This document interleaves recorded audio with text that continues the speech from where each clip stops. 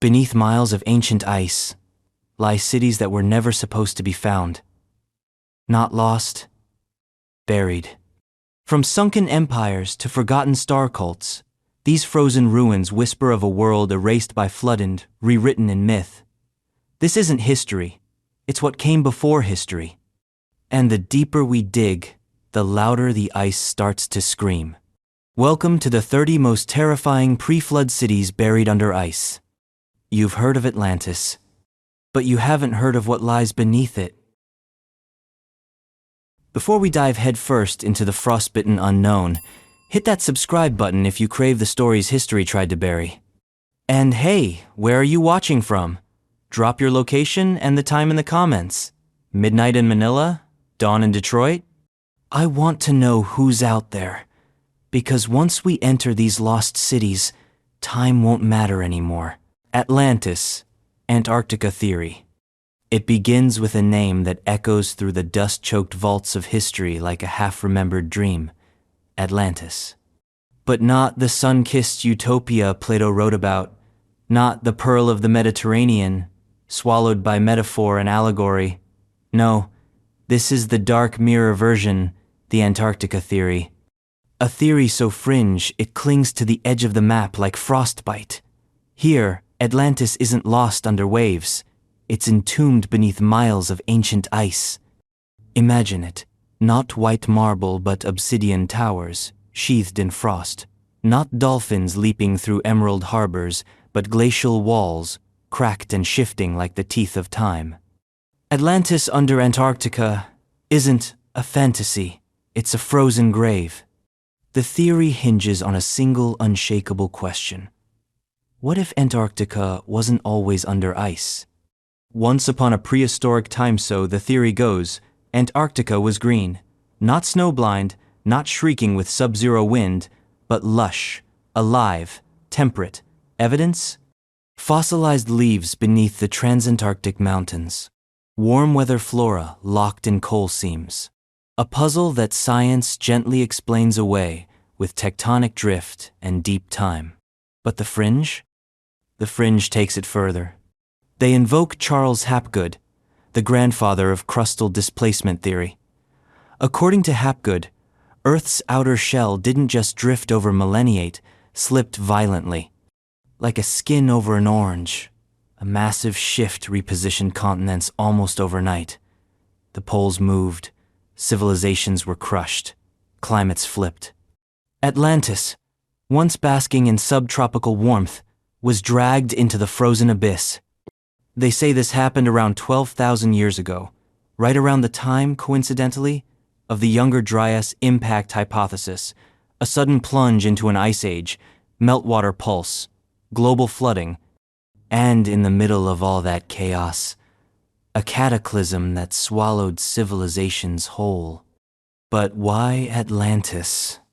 Because it's the original lost city, the blueprint, the myth that launched 1,000 expeditions and at least $2 billion documentaries, and the Antarctica theory takes it literally. Plato wasn't describing allegory. He was talking about a real place. The island larger than Libya and Asia combined fits no known geography. Unless you consider the southernmost continent twice the size of Australia and buried under 2 miles of ice. Let's dig into this frozen Atlantis.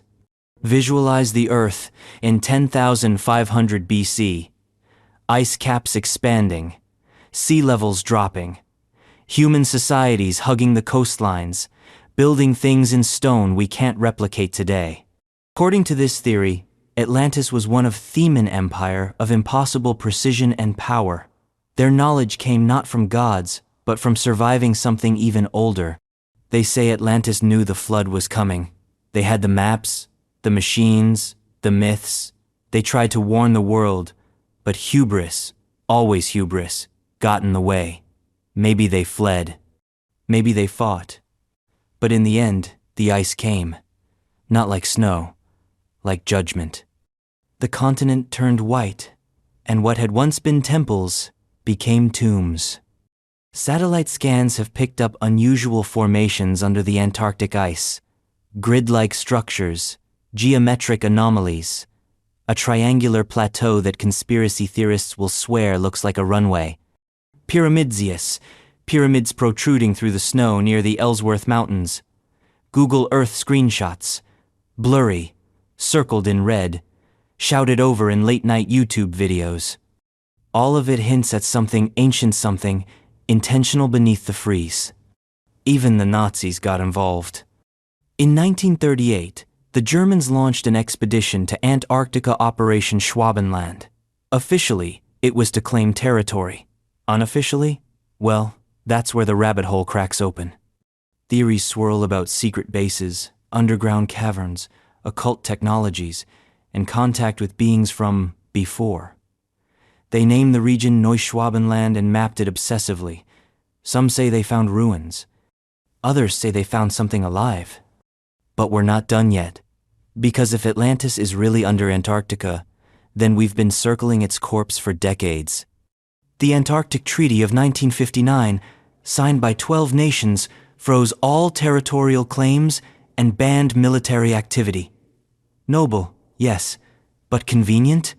It means no one gets to dig too deep. Coincidence? Then there's the Piri Reis map. Dated 1513, it shows a detailed coastline of Antarctica without ice. This isn't science fiction. The map exists, drawn by an Ottoman admiral using even older source material. Experts dismiss it as mistaken, a misidentified South America, but to believers, it's a smoking gun. Proof that someone, somewhere, mapped Antarctica before it froze.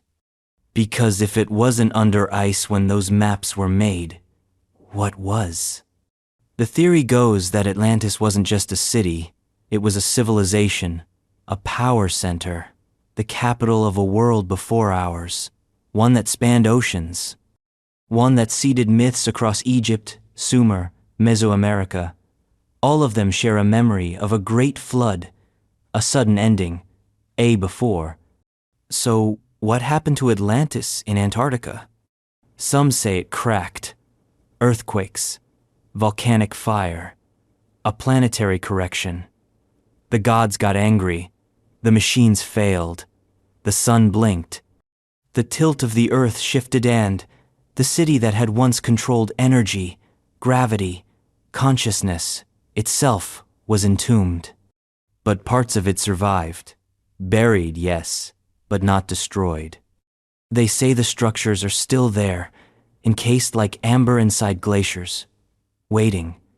Some even say modern expeditions have breached the ice, that the ruins are being studied in silence, that what they found doesn't fit into any known paradigm. Massive doors carved into bedrock, gigantic chambers with melted walls, technology fused into stone, hieroglyphs no human has ever written, frozen corpses not quite human. Some even whisper that entire excavation teams vanished without explanation. Of course, we have no photos, no whistleblowers with proof, only gaps, silences, redacted reports. Theories spiral out like frost fractals. Maybe the city wasn't built by humans. Maybe we were just squatters in a post-apocalyptic museum. Maybe Atlantis was never a city at all but a machine, a planetary engine, and when it shut down, everything changed. And still, the ice keeps growing. Antarctica hides everything. It doesn't erode like desert sands. It doesn't get looted like jungle temples. It buries, perfectly, permanently. If a civilization were to vanish beneath it, it would be preserved, frozen in time, a capsule from before memory. And we're just now brushing the surface. But this isn't just about Atlantis, because if one city froze, how many others? If there was an entire world before the flood, where did it all go? Our next stop is even colder, even stranger. We leave behind the myth of Atlantis, only to step into a city no map has ever confirmed, a place whispered in the dark corners of fringe science. A city that may have been the first to fall when the Arctic flash froze without warning. A city called Kandor. Kandor.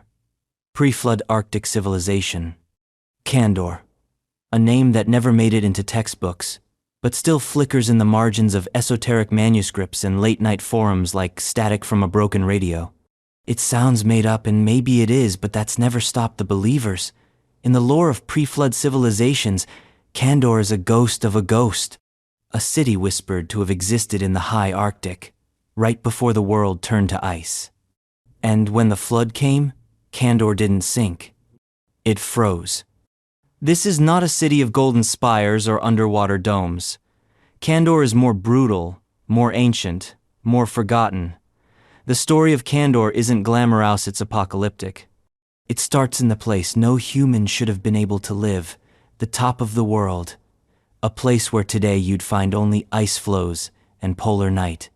But back then, so the story goes, it was green, verdant, alive. This theory lives and dies on one core belief. The Arctic wasn't always frozen.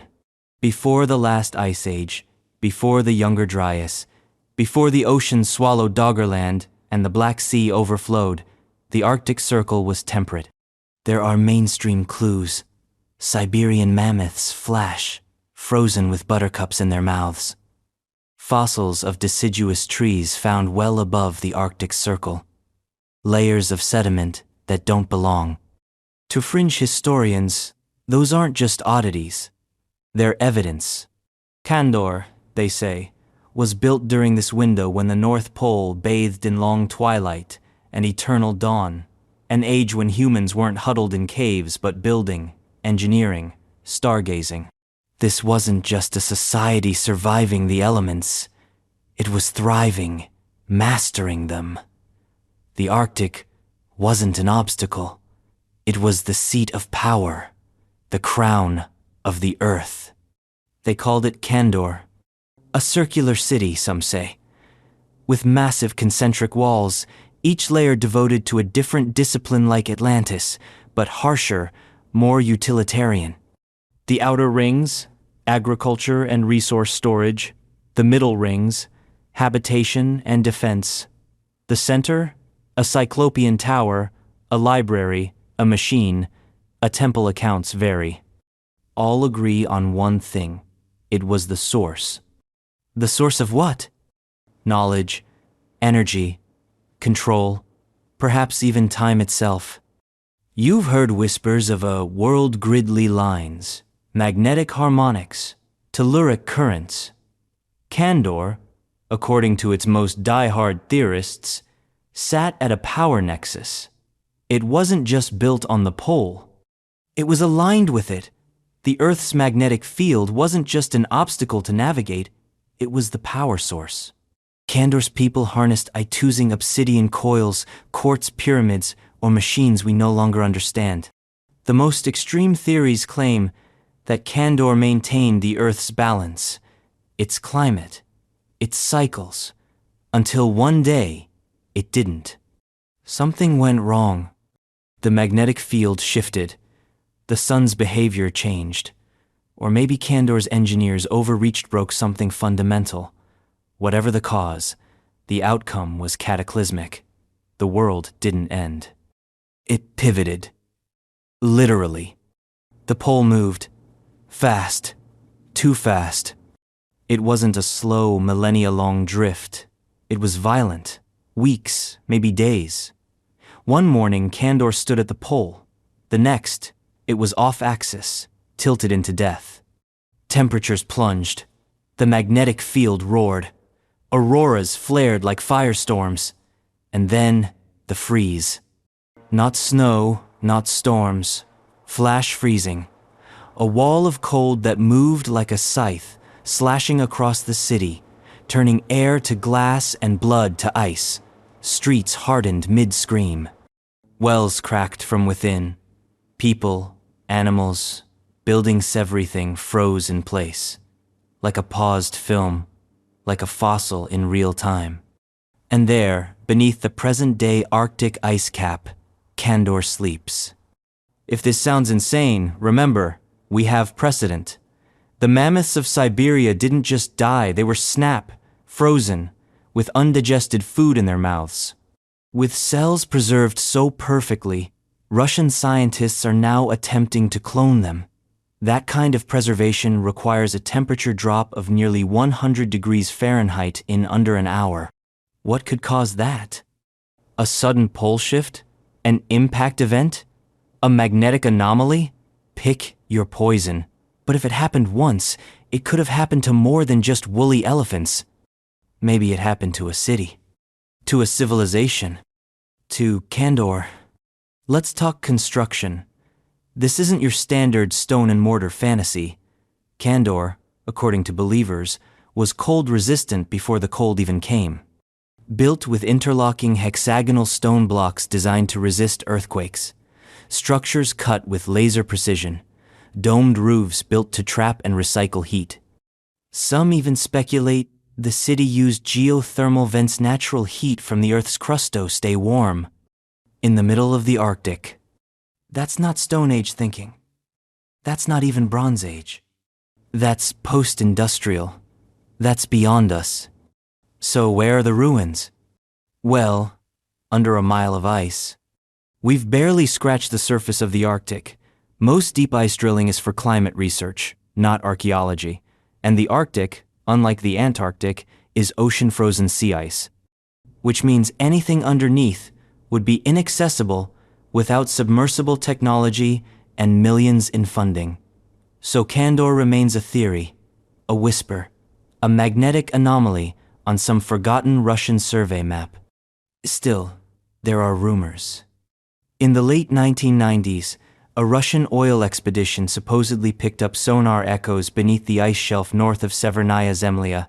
Perfect 90-degree angles, massive vertical shafts. They sent unmanned probes. The feeds cut out, the data was confiscated. The scientists vanished into corporate non-disclosure agreements and never published. In Alaska, indigenous oral traditions speak of a white city lost in the north, a place of heat and light taken by the sky spirits.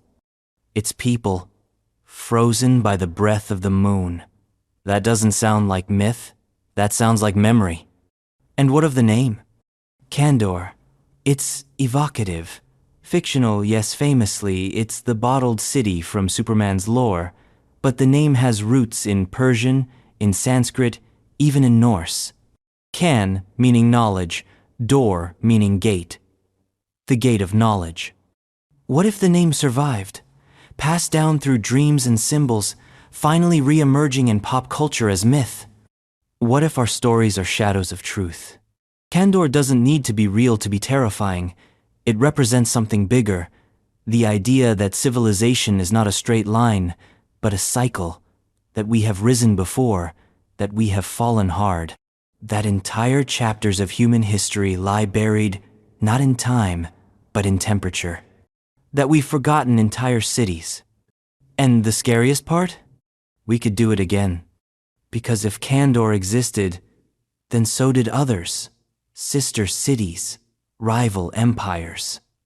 Entire ecosystems of intelligence and ambition, all wiped out by one planetary tantrum. Atlantis fell to water. Kandor to ice. What comes next? We're not staying in the Arctic. We're heading deeper into the cold. To a city so old, its name has become a symbol, a word for the edge of the map, the end of the known world. It's not just a place, it's a warning. Next, we travel to the ruins of Thule. City of Thule. Thule is the kind of name that sounds like it should be whispered through a frostbitten wind, not written down. It's not just a place, it's an omen, a curse disguised as geography. Throughout history, the name Thule has been used as a catch-all for the farthest north, the unreachable edge of the world. But what if it wasn't just symbolic? What if Thule was real, a city buried not just in myth, but in miles of ancient ice? Welcome to Thule, the city at the top of the world. Or what's left of it. Ancient Greek geographers mentioned it casually, like a rumor. Pythias, the explorer from Massalia, allegedly visited it around 325 BCE. He described Thule as 6 days north of Britain, where the ocean turned to slush and the sun never set. That's the Arctic Circle. But what Pythias didn't realize was that he might have been describing the ruins of a civilization, not just a frozen coastline. Because Thule, to the true believers, the deep core theorists and pre-flood cartographers, was more than a destination. It was a beacon, a remnant, a scar. Let's go back, way back, before Rome, before Egypt, before Sumer, back when the world was still reeling from the last great flood. When the Earth, according to the most extreme timelines, had recently shifted on its axis. Continents groaned, oceans surged, the atmosphere itself turned turbulent. And in the north, one of the greatest cities ever built was in its final hours. Thule was no minor outpost. It wasn't a trading port or a nomadic settlement. It was a capital, a fortress, maybe even a command center. Theorists say it was circular, like Atlantis, but with verticality tiered like a ziggurat, with ascending platforms and central spires that reach toward the auroras. A city built not just for defense, but for visibility. They wanted the world to see them, or the sky. Why build a city that far north? The question haunts the theory. Because, according to pre-flood scholars, the poles weren't always where they are now. Just like with Atlantis and Kandor, the idea of crustal displacement comes back into play. The Earth's outer layer shifts, land masses move, climate zones change. What is now the Arctic could once have been temperate, even ideal. Some go further. Some say Thule was intentionally placed at the magnetic pole, tapping into geomagnetic energy like a socket to a cosmic power grid. That's the pattern with these lost cities. They weren't just building with stone, they were building with purpose. Every placement, every orientation was strategic. Alignments with stars, angles that reflect lunar cycles, geometry that mimics resonance patterns. These weren't primitive tribes fumbling toward civilization. These were engineers, scientists, astronomers, builders with blueprints we can't replicate. So what happened to Thule? It froze, but not like a slow death, like an execution. According to the theory, Thule was already under stress. Something was changing in the skies. The sun was flickering, the stars were drifting, the climate was getting hostile. Then the pole moved. Not tectonically, magnetically. The core of the Earth shifted, and with it, the pulse of the planet. Thule, once basking in eternal dusk, was plunged into a twilight of ice. But here's the part that chills more than the temperature. They saw it coming. Carvings found in supposed satellite ruins near Greenland, allegedly, part of Thule's outer domain, show spirals, eclipses, and what some interpret as a skyfall event. A cosmic warning, a record of doom. These weren't accidental glyphs. They were telling the future, their own future, and they didn't survive it. The freeze came faster than expected. The ice moved like a predator, first creeping, then sprinting. Massive walls of wind and snow barreled over the city. The spires cracked, the bridges shattered. The libraries turned into crystal tombs. And then, silence. The kind of silence you can only hear through a mile of ice. Modern accounts offer strange echoes. There are Inuit legends of a city of light swallowed by the sky. Norse sagas speak of a northern land where the final fire fell and gods died screaming in frost. Even medieval maps, those weird, lumpy globes drawn by monks, place Ultima Thule near the pole, often with dragons or angels guarding its borders. Because something about Thule scares people. Even now, military and scientific expeditions to Greenland, Ellesmere Island, and Svalbard have reported magnetic anomalies. Instruments malfunction, compasses spin, GPS systems hiccup. In one classified account, leaked of course, a NATO satellite picked up a square-shaped heat signature beneath the ice roughly the size of Manhattan. It glowed faintly for a few hours. Then it vanished. Some say that's Thule. Others say Thule isn't just a city, it's still active. Let's go deeper. The idea that Thule was simply a physical place is the shallow end of the theory. The deeper you go, the weirder it gets. Some believe Thule was a portal resonance chamber that linked Earth to other frequencies.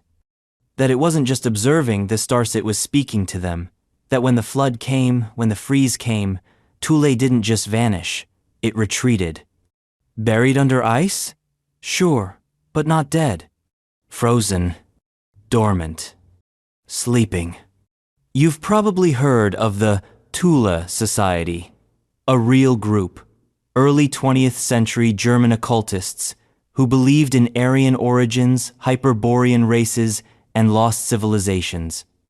Their ideas were dangerous, racist, and completely unscientific, but they got one thing right. They were obsessed with Thule. Why? Because they believed it was the origin point of humanity, the cradle of power, the place where everything began and everything ended. Today, Thule is a U.S. Air Force base in Greenland, a radar station, a Cold War relic monitoring Russian missiles.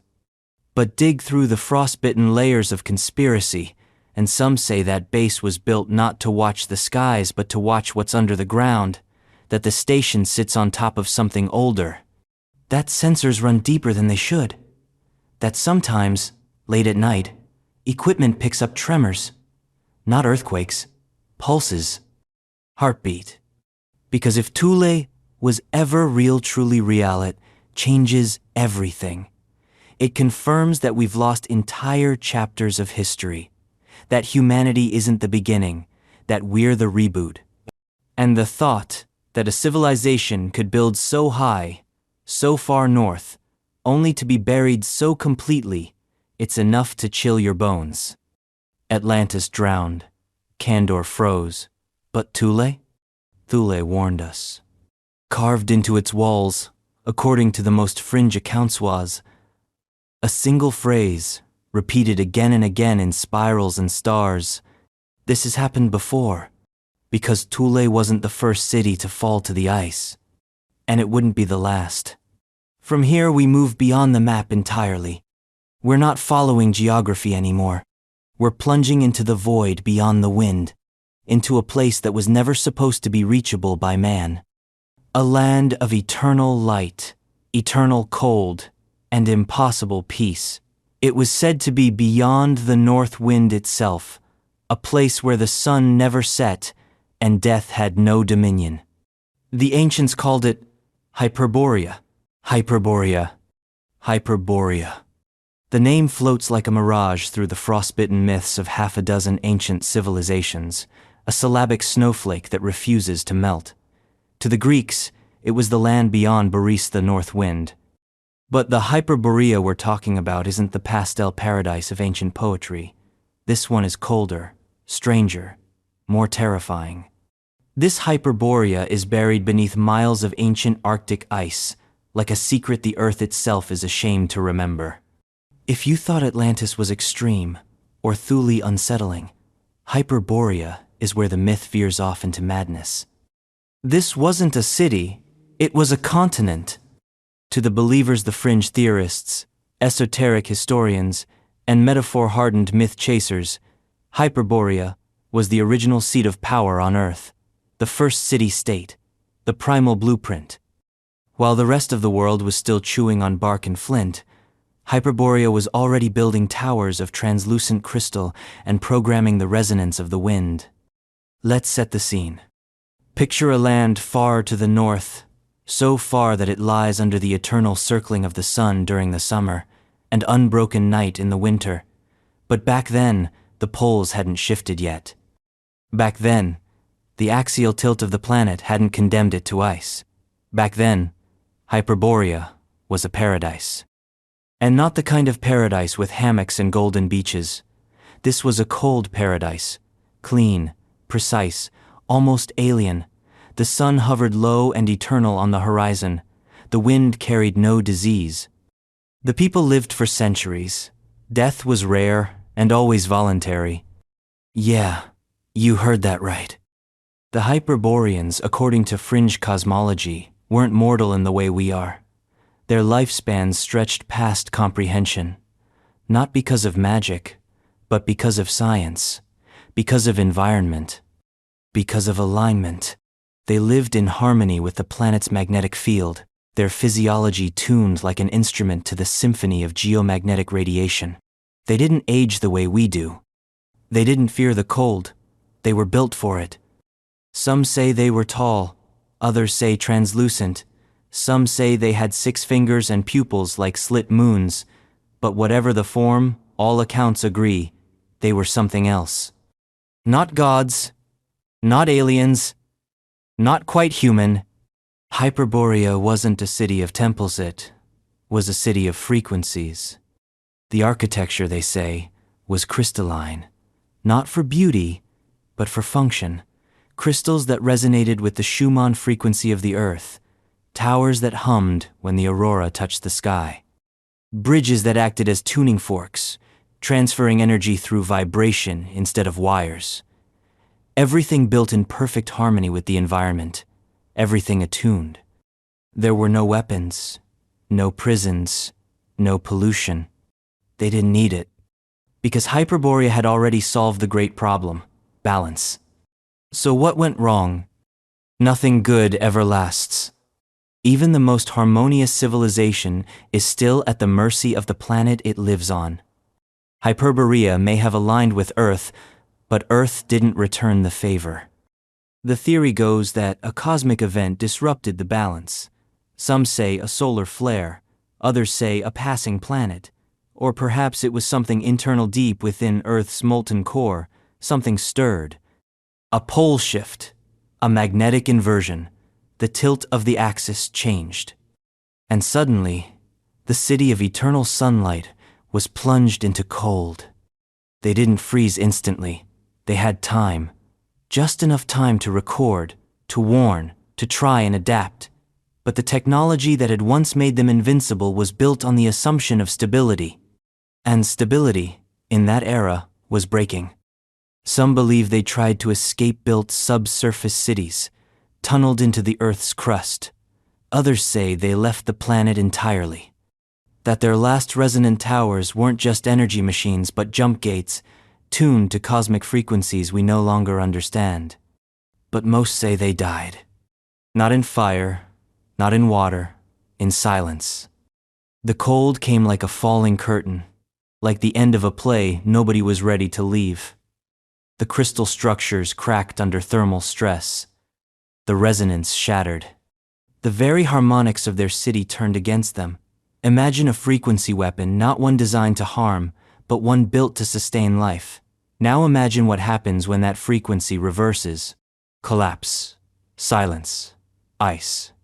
Today, Hyperborea is buried somewhere beneath the Arctic Ocean, or in the vast uninhabitable wastes of Siberia, or under the deepest Greenlandic ice.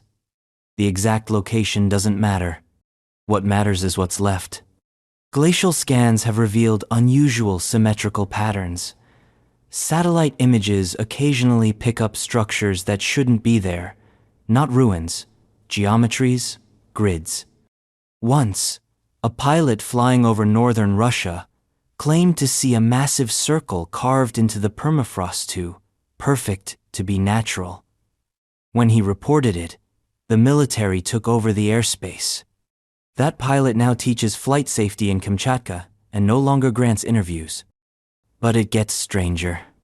In the 1970s, during deep core ice drilling in Siberia, Russian scientists allegedly uncovered a black material smooth, metallic, impossible to date. They couldn't cut it, couldn't scan it. It vanished from the record a week later. A few years after that, satellite comms from a weather balloon picked up what sounded like harmonic pulses-perfect sine waves, mathematical in form, from beneath the ice. They called it a glitch. But some remember, because if Hyperborea was a civilization built on sound, on vibration, then maybe it's still humming. Maybe the city isn't dead, just dormant, like a frozen instrument, waiting to be played again. And the scariest part? We don't know what playing that tune would do. Let's talk myths. The Greeks worshipped Apollo, god of light and truth, who they believed spent his winters in Hyperborea. He didn't visit Olympus, went home. That was his origin, his sanctuary. The god of music, medicine, prophecy, and possibly frequency. The Greeks didn't make Hyperborea up. They inherited the myth. Someone told them. Someone remembered. Even the Celts had their own name for it. The land beyond the north wind. A place where the sky touched the earth.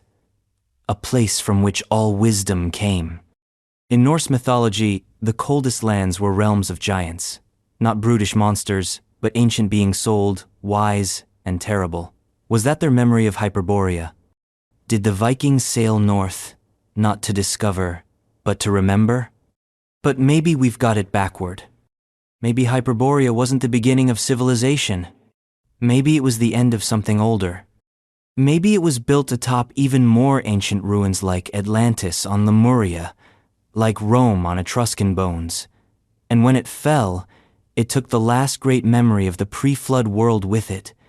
All that remains now are glacial pulses and half-remembered names in languages we can no longer pronounce. Hyperborea isn't just terrifying because it's gone. It's terrifying because we still want it back. In the deepest parts of the Arctic, where even icebreakers fear to tread, there are pockets of unexplained magnetic silence. Zones where compasses fail, radios die, GPS disappears. What lives there? What breathes beneath the ice? No one knows, because no one dares dig too deep. But someone will, eventually. Someone with enough funding, enough ambition, enough madness. And when they find it, when the first chunk of translucent crystal is hauled from the ice, humming at a frequency no one recognizes, we won't know whether to celebrate or run, because Hyperborea fell for a reason. And we still don't know what it was. Next, we descend from the skylit eternity of Hyperborea into something darker, more personal, less paradise, more punishment, a city swallowed by its own mythology. A name barely whispered in the sagas of the north. A ghost beneath Iceland's oldest glaciers. Yrsir. Yrsir, Icelandic flood myth. There's a name that echoes in the corners of Norse legend, not often spoken, not written down in sagas or rune stones, but whispered like a curse when the mountains rumble or the sea turns black. Yrsir. A name that slips past the tongue like fog. A name that may not even be a name at all, just a sound left behind after everything else was drowned in silence. Yrsir is Iceland's ghost. It doesn't appear on any maps. You won't find it in museum placards or Viking Age textbooks. But in the deep myths passed down orally through centuries of volcanic smoke and ocean wind, there are fragments. Pieces of story that don't quite fit with the rest. Tales of a city beneath the ice. A place built before the gods were cruel, before the sea rose, before the snow came. It starts, like so many stories of ancient horror, with a flood. But not just any flood. This was a flood of boiling water and black ash. A flood that didn't fall from the sky but exploded from the ground. Iceland sits atop a seam in the Earth's crust, a boundary between tectonic plates, a natural engine of disaster. Even today, it hisses and trembles, belching magma into the sea. But before that, before recorded history, some say it cracked wide open and swallowed a city. That city was Yrsir. A jewel of basalt and obsidian, they say, built along geothermal vents, not in spite of them, but because of them. The people of Yrsir harnessed the heat. They built steam towers, aqueducts, and massive pressure chambers that could channel the Earth's energy like lightning through copper veins.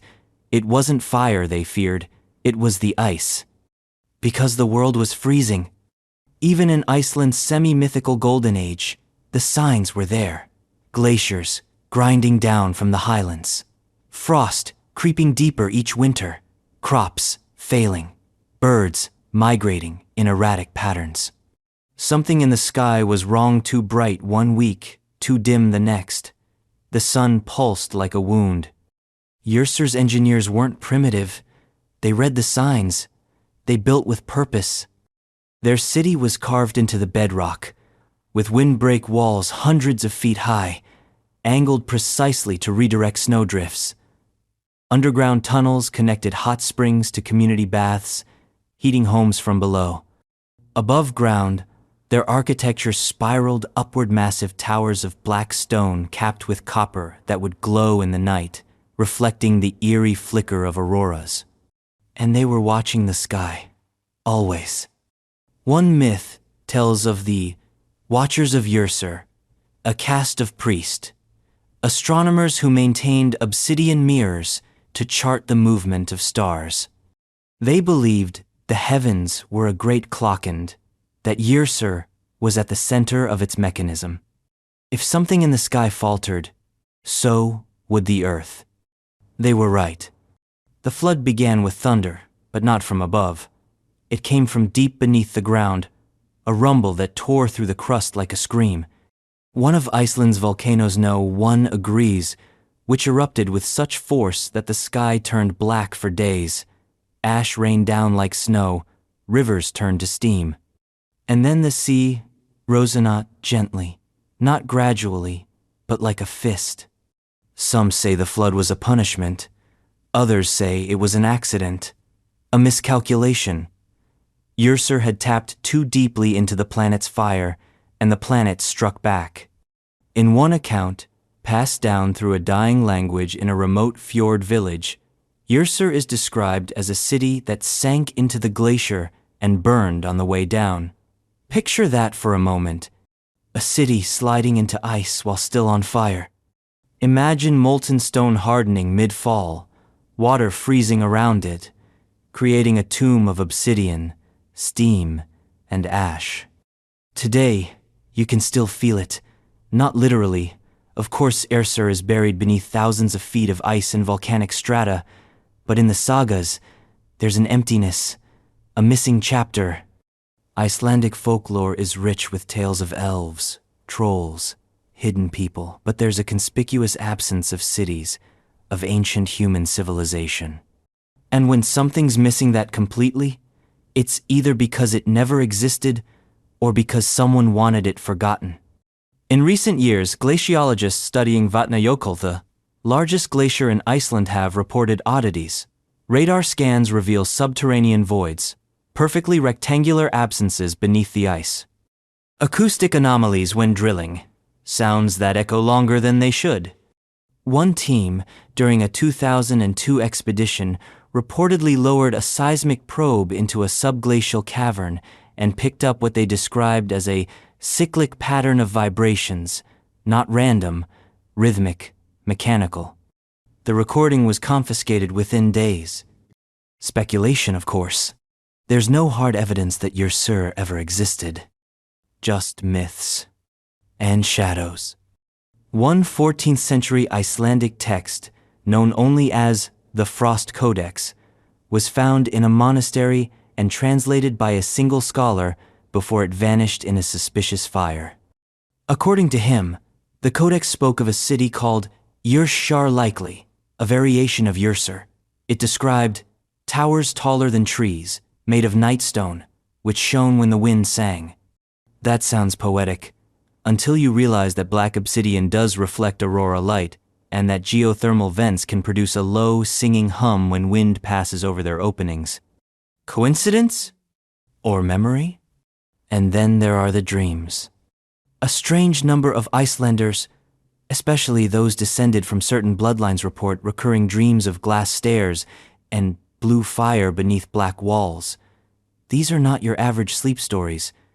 They come with nausea, night sweats, waking paralysis. Some say they dream in languages they don't know, words they wake up muttering, then forget by breakfast. One man claimed to have drawn maps in his sleep. Complex patterns, spirals and pressure domes. When compared to geological data, His drawings matched the lava tubes beneath the Skaftafell Glacier with uncanny precision. He later disappeared while hiking. Yrsir, if it ever lived, is now sealed beneath a glacier that moves a few centimeters each, years slowly grinding whatever's left into myth. But what if something remains? Not the buildings, not the streets. The core. The energy. Some say that Yrsir was more than a city. It was a battery, a resonance chamber designed to balance geothermal and magnetic forces, not just surviving Iceland's volatile geology but regulating it, like a pressure valve for the entire region. And when it fell, Iceland's land cracked open like a broken clock. The volcanoes went mad. The island broke into pieces. The geothermal balance was lost. And the ice cannot, as a punishment, but as insulation. A tomb, a seal. Because some things weren't meant to be uncovered. Today, tourists flock to Iceland to photograph glaciers and bathe in warm blue lagoons. But they don't realize that beneath those tranquil waters lie the bones of something older. A city built on pressure, on fire, and timing, and risk. And if we ever dig too deep, if we pierce that final layer of ice and steam, we might find more than ruins. We might find a trigger. Because Yrsir wasn't just a city that fell. It was a system that broke. And the Earth hasn't been quite right since. From Iceland's hidden pressure cooker, we travel now to the coldest, most terrifying place on the planet. A land so hostile, it seems to actively reject life. So mysterious, even modern satellites struggle to understand it. Here, amid the jagged mountains and endless white, lies something stranger than myth and colder than legend. It has no name in history books. But in certain books very old, very forbidden, it's known simply as the Nameless City. The Nameless City, Lovecraft plus Antarctica fusion. Some names were never meant to be spoken. And some cities were never meant to be found. The Nameless City is not a place you discover. It's a place you stumble into by mistake, by madness, or by invitation from something that has no mouth but whispers anyway. It is the anti-city. The buried blueprint of terror. The frozen junction of nightmare and memory. And it lies beneath Antarctica, locked in a sarcophagus of ice, so thick it defies time. This isn't just folklore or theory. This is something darker, something born in the shadow between science and fiction. Inspired by the writings of Lovecraft, but believed by people who think Lovecraft wasn't inventing, he was remembering, channeling, translating. Some say the Nameless City is real, and it's still awake. Let's rewind. To a time before Antarctica became a wasteland, when it was green, temperate, teeming with life. There is fossil evidence, mainstream and mundane, of forests, ferns, and freshwater systems under the ice. But that's just the topsoil of the mystery. Because according to fringe archaeologists, the deeper layers contain more than flora. They contain structures, massive ones, non-human, impossible, built with angles that reject Euclidean geometry, built downward, not upward, built to last not in centuries, but in epochs. The kind of architecture that implies its creators weren't just surviving the climate, they were planning for eternity. These beings, if they were beings, weren't humans. They weren't even pretending to be. They didn't carve gods into their walls. They didn't build temples for worship. What they built were vaults, libraries, storage for something older than language. We call it the Nameless City because it has no phonetic root in any human tongue, no etymology, no inscriptions anyone can translate, only geometric fractals, etched spirals, hallways that loop back on themselves, doors that are too large for humans and too small for any known dinosaur. Because here's the terrifying implication: it wasn't meant for us. The city predates memory, it predates myth, it may predate Earth. Some theorists go full cosmic horror and say the city was grown organically constructed by a consciousness so alien it makes our most advanced AI look like cave paintings. A civilization that didn't build with hammers or code, but with resonance, gravity, and time compression. The layout of the city follows no human logic. There are rooms filled with blind pillar columns that seem to vibrate when exposed to heat, corridors that swallow light, no matter how powerful the beam. Entire vaults, constructed from what appears to be a form of black stone, laced with carbon nanotube-like fibers, unknown to geology, unknown to metallurgy, unknown to every textbook we've written. But let's talk about what's inside. There are reports, always unofficial, always dismissed, that certain Antarctic expeditions, particularly military scientific hybrids during the Cold War, went farther than they admitted, deeper. They used ground-penetrating radar and discovered anomalies, a honeycomb of caverns beneath the ice. Perfect symmetry, artificial depth. Some expeditions never came back. The survivors? They talked of something unnatural, of hearing sounds, not voices, frequencies, rhythmic, pulsing, like breathing, but too regular, of seeing light where there should be none, a greenish glow that moved against the wind, of doors opening on their own, of feelings, oppressive dread, the sense of being watched, even underground, under miles of frozen rock. Then they stopped talking, because apparently someone higher up made sure they did. And now, a question claws at the edges of the theory. What if the nameless city wasn't just buried? What if it was sealed? Some ancient cataclysm or intentional act pushed glaciers over this place like a lid, an interstellar quarantine. The ice isn't a side effect of climate shift. It's a lock, a prison. And the city inside isn't dead, just waiting. Because in the deeper myths, those dredged from forbidden texts, coded manuscripts, and whispered in chaos magic circles, the nameless city isn't inert. It's sentient. Not alive like a creature, alive like a system. The architecture itself may be conscious, walls that remember, floors that adapt, chambers that shift when unobserved, and at the center, a core, a heart. A room that doesn't open unless you already know it's there. And those who go looking for it don't come back the same. Stories persist of scientists who've gone quiet, retired early, refused to discuss their time on the ice. One team leader name redacted from every known public document allegedly tore out all the electrical systems in his home after his return, lived by candlelight, refused to go near screens, said he could hear the city breathing through the static. He died with his ears plugged by wax and cotton. Coincidence? Paranoia? Cold-induced psychosis? Or was he still connected? Here's the kicker. The nameless city shows up in unexpected places. Ancient Chinese scrolls reference a white mirror city at the bottom of the world. Arab geographers in the 9th century speak of a silent city encased in sky glass, buried where the sun never rises. And, of course, there's the Antarctic anomalies, radio signals, microwave bursts, muted infrasound picked up by weather balloons, all of it unexplained. All of it centered near the Shackleton Range, not far from the region Lovecraft described in At the Mountains of Madness. But remember, Lovecraft never set foot in Antarctica. So where did he get those details?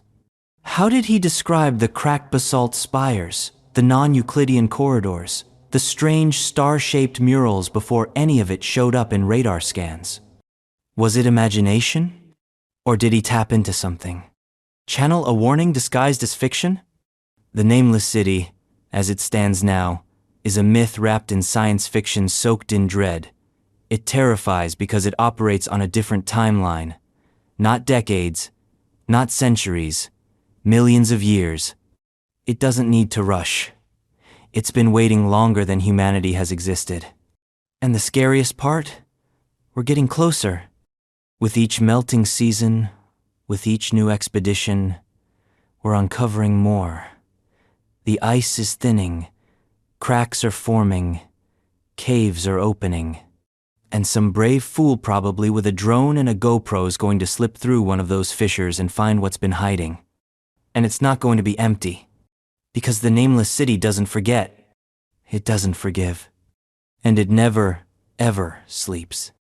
From this abyss of cosmic silence, we spiral even deeper into the frostbitten afterlife, into a city whispered in Norse myth not as a place of learning or even punishment, but as the final destination of the dead. A city encased in ice so ancient it predates language. The world knew it as Niflheim. Niflheim. Niflheim is the cold that waits behind death, the breath you never take again. It's the final exhale of the universe before everything goes dark and still. But strip away the metaphor and the underworld poetry, and a more chilling question emerges. What if Niflheim wasn't just a realm of myth, but a physical place? A city, buried beneath ancient ice, that once breathed frost into the lungs of the earth? Not a city of the dead, but a city that died so completely, its only legacy was fear. Niflheim is the Norse underworld, but only partially. In myth, it is the realm of ice and fog, the primordial opposite of Muspelheim's fire. Together, they shaped the cosmos, colliding in Ginnungagap, the yawning void. But what happens when you take a myth like that and squint at it through the cracked lens of forbidden archaeology? You start to see shapes, patterns, structures. And at the center, Niflheim. Not a realm, but a city. Not metaphor, but memory. The frozen tomb of a civilization that existed before language, before time, and maybe, just maybe, before death. Let's begin with what's under the ice. Buried beneath the East Antarctic plateaus, the story goes there's a void, not just a cavern. A city-sized chamber. It's too symmetrical to be natural. Flat at the bottom, dome-shaped at the top, lined with mineral traces not found in surrounding rock. Magnetic scans show flickering pulses. Not steady, not random, like breathing. Scientists don't talk about it.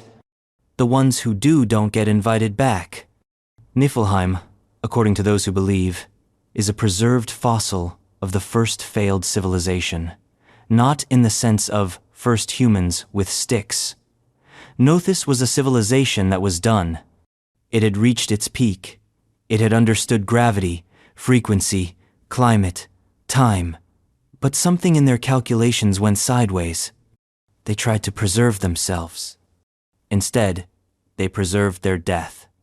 The city itself, if it exists, described in occult writings and psychonaut dreams with unnerving consistency. Massive towers that resemble spinal columns. Streets paved with hexagonal black ice. Vaults built into the rock itself, covered in frost that never melts. And in the center of it all, the Hall of Quiet Flame. A name given not because it burned, but because it used to. Because the flame is out. Because everything is out. In Norse mythology, Niflheim is ruled by Heltha, half-dead daughter of Loki. Her hall is where the dishonored dead go, the ones who died of sickness, of cowardice, the ones unfit for Valhalla. But what if Hel wasn't a goddess? What if she was a queen, a ruler of the last people to walk the earth before it turned to ice? Some texts describe Hel not as monstrous, but as serene, icy, emotionless, like a being who watched the end come and accepted it.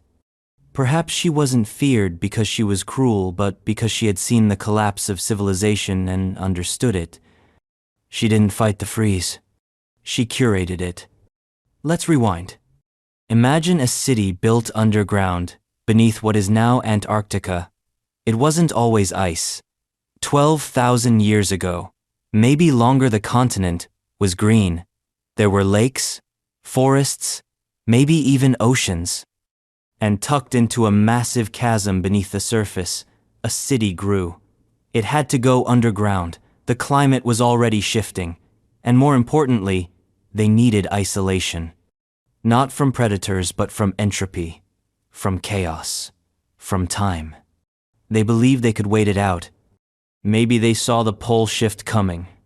Maybe they triggered it. Maybe they just wanted to be safe from it. So they built down.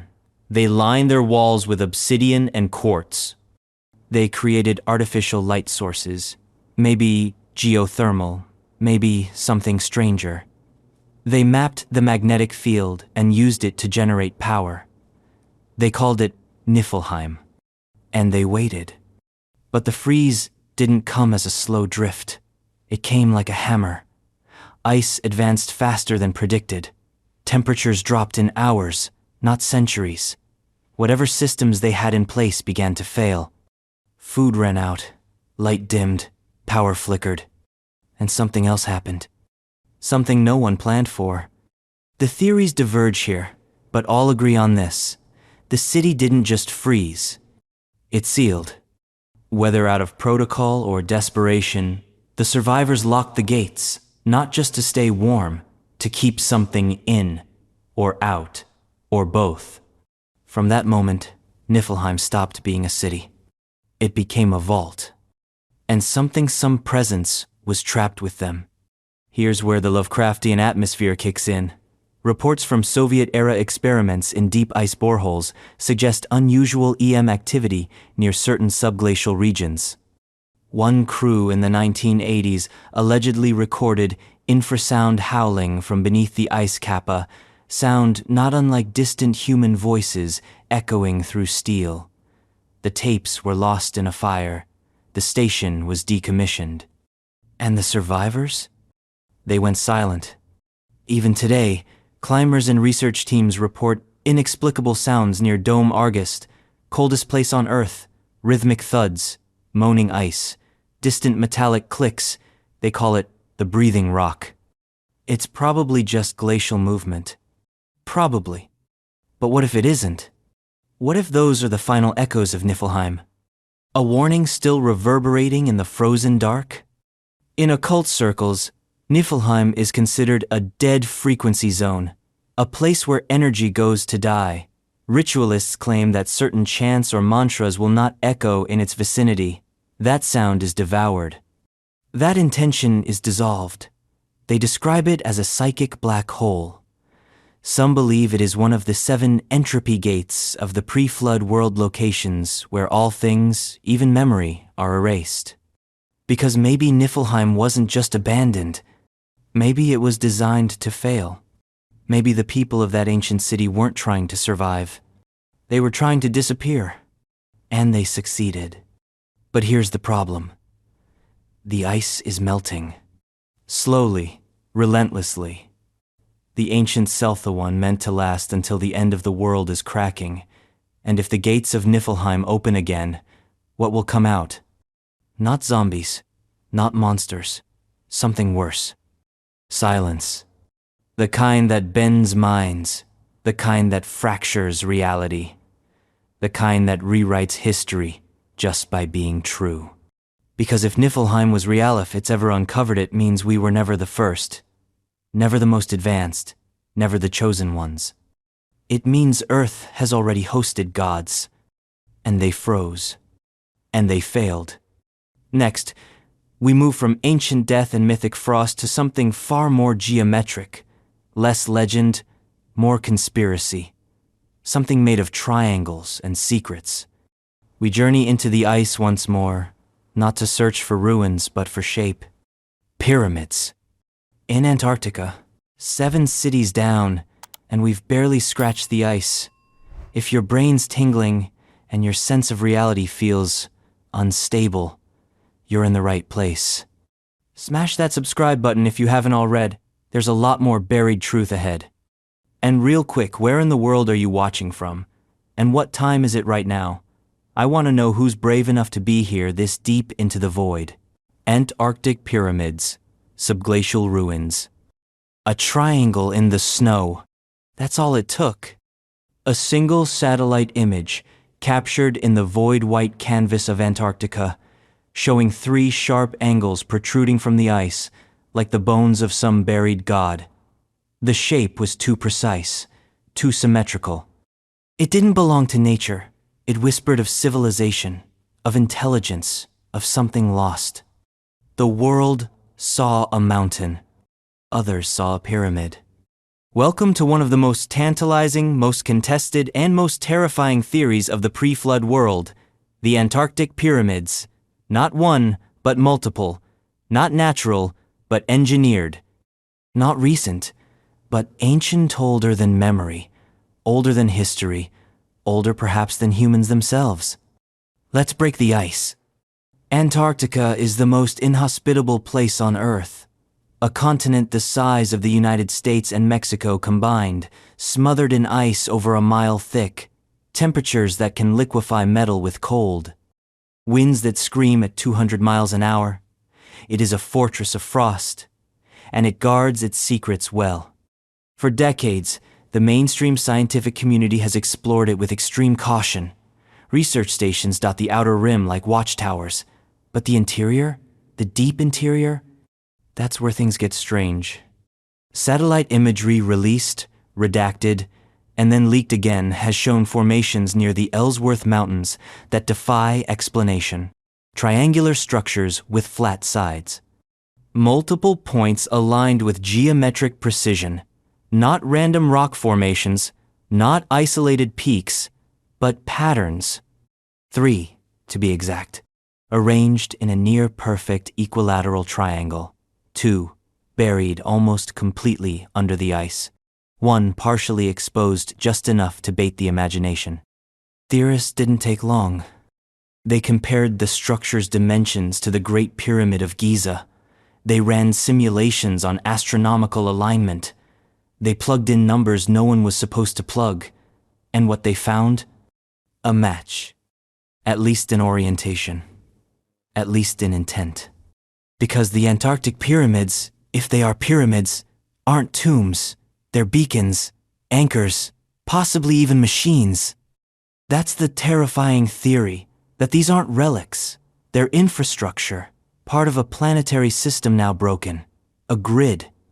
A global web of energy points meant to stabilize something Earth's tilt, its rotation, its magnetic field.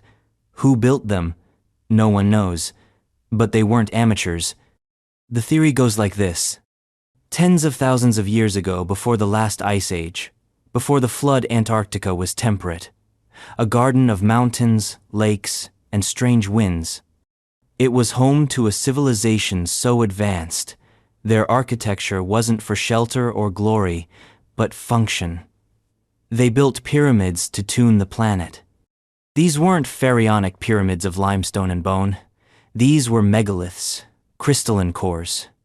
Faced with materials now lost to us, black stone with magnetic resonance, quartz that sings under pressure, metals that defy classification, their purpose was not to house the dead, but to stabilize the living. And then, something happened. A shift. Maybe the crust slipped, maybe a comet struck, maybe the planet tilted, or maybe they pushed it trying to fix something worse. Whatever the trigger, the result was catastrophic. The sky changed. The weather turned. The sea surged. The city surrounding the pyramids, if there was one, was destroyed. The civilization? Lost. But the structures survived, buried in the advancing ice, swallowed, forgotten, until we found them again. Or rather, until we noticed them. Theories diverge at this point, branching into madness. Some believe the Antarctic pyramids are Atlantean, survivors of the same cataclysm that drowned Plato's island. Others say they predate Atlantis, that Atlantis copied them, that the Egyptian pyramids are a faint echo of what was first done in the south. Some go further. They say the pyramids weren't built by humans, that their angles match not just terrestrial geometry, but stellar patterns, specifically the Orion constellation, or the Pleiades, or even radio emissions from distant pulsars. That the Antarctic pyramids are aligned not with continents, but with the galaxy. That they are old not by thousands of years, but by hundreds of thousands. Structures built during an age when Antarctica was green, when oceans sat lower, when the Earth itself may have had a different magnetic orientation, before the last memory was scrubbed from the species, before history began. Let's talk about denial. Mainstream science dismisses the pyramid theory out of hand. Geologists say the structures are Nunatak's rocky peaks poking through the ice, shaped by millennia of glacial movement. Perfect angles, they say, can occur in nature. Triangular ridges are common. Don't be silly. But that's the problem. The pyramids aren't just triangular. They're aligned. They form angles that correspond to true north. They mirror Giza. They sit along Earth's alleged energy lines, for those who still use the term. What are the odds? Too perfect, say the believers. Too clean. And the more the authorities deny, the louder the theory grows. Let's not forget, exploration of these regions is strictly controlled. Satellites have blind zones. Drone footage is classified. Expeditions vanish from the news cycle. And somehow, despite being one of the most intriguing geographical features on Earth, these formations remain largely ignored. Why? Some say it's because the truth is too big. Imagine what it would mean that humans aren't the first, that civilization didn't begin in Mesopotamia or Egypt, but ended in Antarctica, that the oldest relics aren't in jungles or deserts but under ice. Worse what, if the pyramids aren't dead? What if they still work? Imagine their resonant structures, designed to pulse with the Earth's magnetic field. Now imagine that field changing, weakening, wobbling as it is right now. What if the pyramids respond to that? What if they activate? No explosions, no lasers, just a low hum, a vibration felt in your teeth, a pressure behind your eyes, a dream you can't remember that leaves you waking up with blood in your nose and frost on your windows. Sound like fiction? Tell that to the scientists who've reported unexplained magnetic interference near the South Pole, or the pilots who avoid specific coordinates with no-fly warnings they can't explain. Or the reports always anecdotal, always anonymous of glowing light under the ice, of seismic pulses from places that shouldn't quake, of pyramids that shouldn't exist, but do. The Antarctic pyramids are terrifying, not because they're ruins. They're terrifying because they're intentional. They were built for something we no longer understand, something we were never meant to survive. From geometric anomalies, we now slide deeper into esoteric Foginto, a city normally placed in sand, but now claimed by the cold. A legend dislocated, a myth with white bones, a mirage in reverse. Zerzura. Of the South Pole. Zerzura of the South Pole. Zerzura. The name alone drips with mirage.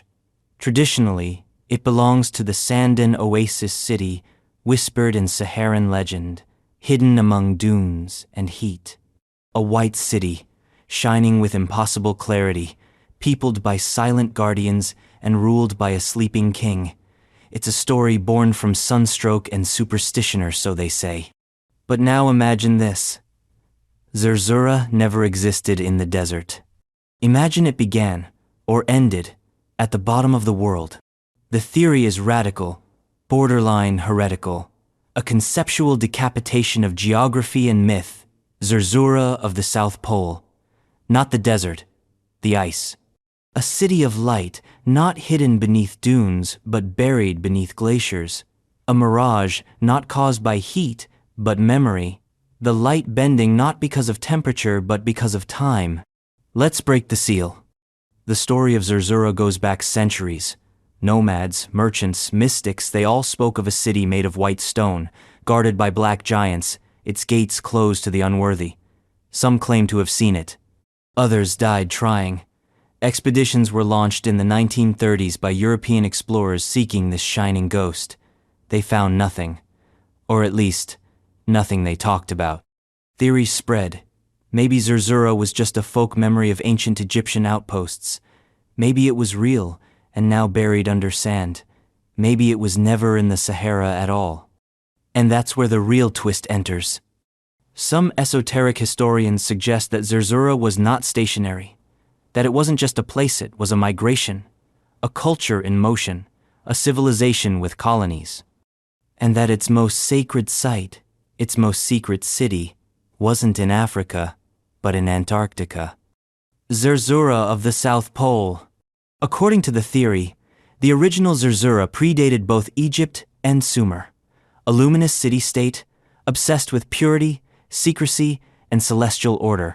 It may have started in the north, during pre-flood times, then fled southward as cataclysm approached. Like Atlantis, like Thule, like Hyperborea, it moved to survive. But the place it chose was not a sanctuary. It was a tomb. Antarctica, before the ice, may have been perfect remote, isolated, shielded from war and corruption. Zerzura's priests could meditate in silence. Their scientists could study the stars without interference. And their architects masters of white stone could build a city that shimmered like snow long before the snow came. What did it look like? According to scraps of lore, channeled visions, and fringe archaeological reports, Zerzura was built in concentric octagons, not circles, not squares. Octagons symbolizing transition, liminality, the threshold between one world and another. Each layer held a function: outer rings for agriculture and meditation, inner rings for storage, administration, energy conversion, and at the heart, the mirror hall, a structure of unknown material, reflective but not glass, capable of bending both light and thought. It wasn't just a room, it was an interface. Zerzura's sacred technology, a communication device, a memory chamber, or something else entirely, the last breath of the city. Then came the freeze. The reasons vary. Some say Zerzura miscalculated the pole shift. Others claim they were betrayed by their own technology, tapped into a resonance they couldn't control. A few go further. They say Zerzura invited the ice, that it was a ritual, a form of planetary encryption, hide the city not with stone, but with oblivion. Because Zerzura's true legacy was knowledge. Not military power, not longevity, but data. Memories encoded in the mirror hall. Star maps, genetic blueprints, dimensional equations. The kind of secrets that don't belong in mortal hands. The kind of knowledge that ends epochs. So they froze it. Buried it beneath miles of moving ice, layered with distortion fields, cloaked in electromagnetic interference. A city encoded in glacial time. And we forgot. Until we didn't. In 2011, a weather anomaly over eastern Antarctica led to the discovery of a perfectly circular heat bloom under the ice. It was small, about the size of a city block, too geometric, too stable. For 3 days, the heat signature persisted, then vanished. No seismic activity, no volcanic explanation. It was never mentioned again. Theorists say that was Zerzura breathing, not fully awakening, just exhaling, testing the air. And since then, the sightings have escalated. Pilots flying above the area report flashes of white beneath crevassed ice-2 uniform for snow, too structured for rock. Geologists studying satellite imagery notice strange depressions forming octagonal, always. And one independent researcher, using publicly available data overlays, claimed to have discovered a faint reflective signature beneath the Dome Sea region. He published his findings. His servers were hacked within 48 hours. His name has since been scrubbed from several databases. And yet, Zerzura persists, not as fact, not as fiction, as possibility. The city's defenders, those who still keep its myth alive, claim it was the last bastion of purity, the final sanctuary of uncorrupted knowledge, not alien, not Atlantean, not demonic, just human. More human than we are now. A society that chose retreat over war, secrecy over conquest, cold over compromise. But there's another side. A darker angle. What if Zerzura wasn't just hiding? What if it was hiding something? The Mirror Hall, after all, may not have been a storage vault. It may have been a prison, a device built not to preserve knowledge, but to contain it. To lock away something too powerful, too hungry, too vast to destroy. A thought form, a weapon, a living equation. And now, the ice is melting. We've already mapped more of Antarctica's coastline than ever before. New cracks appear every year. Ice sheets the size of small countries are collapsing. The gates of Zerzura, whatever they are weakening. What happens when they open? Do we inherit a treasure? Or do we unleash a curse? Zerzura of the South Pole is terrifying, not because we don't understand it, but because it suggests something so profound, so ancient, so deliberate, that it forces us to ask, how much of our world is artificial? How much of our history is built on the ruins of silence? And if we find Zerzura, what will it remember about us?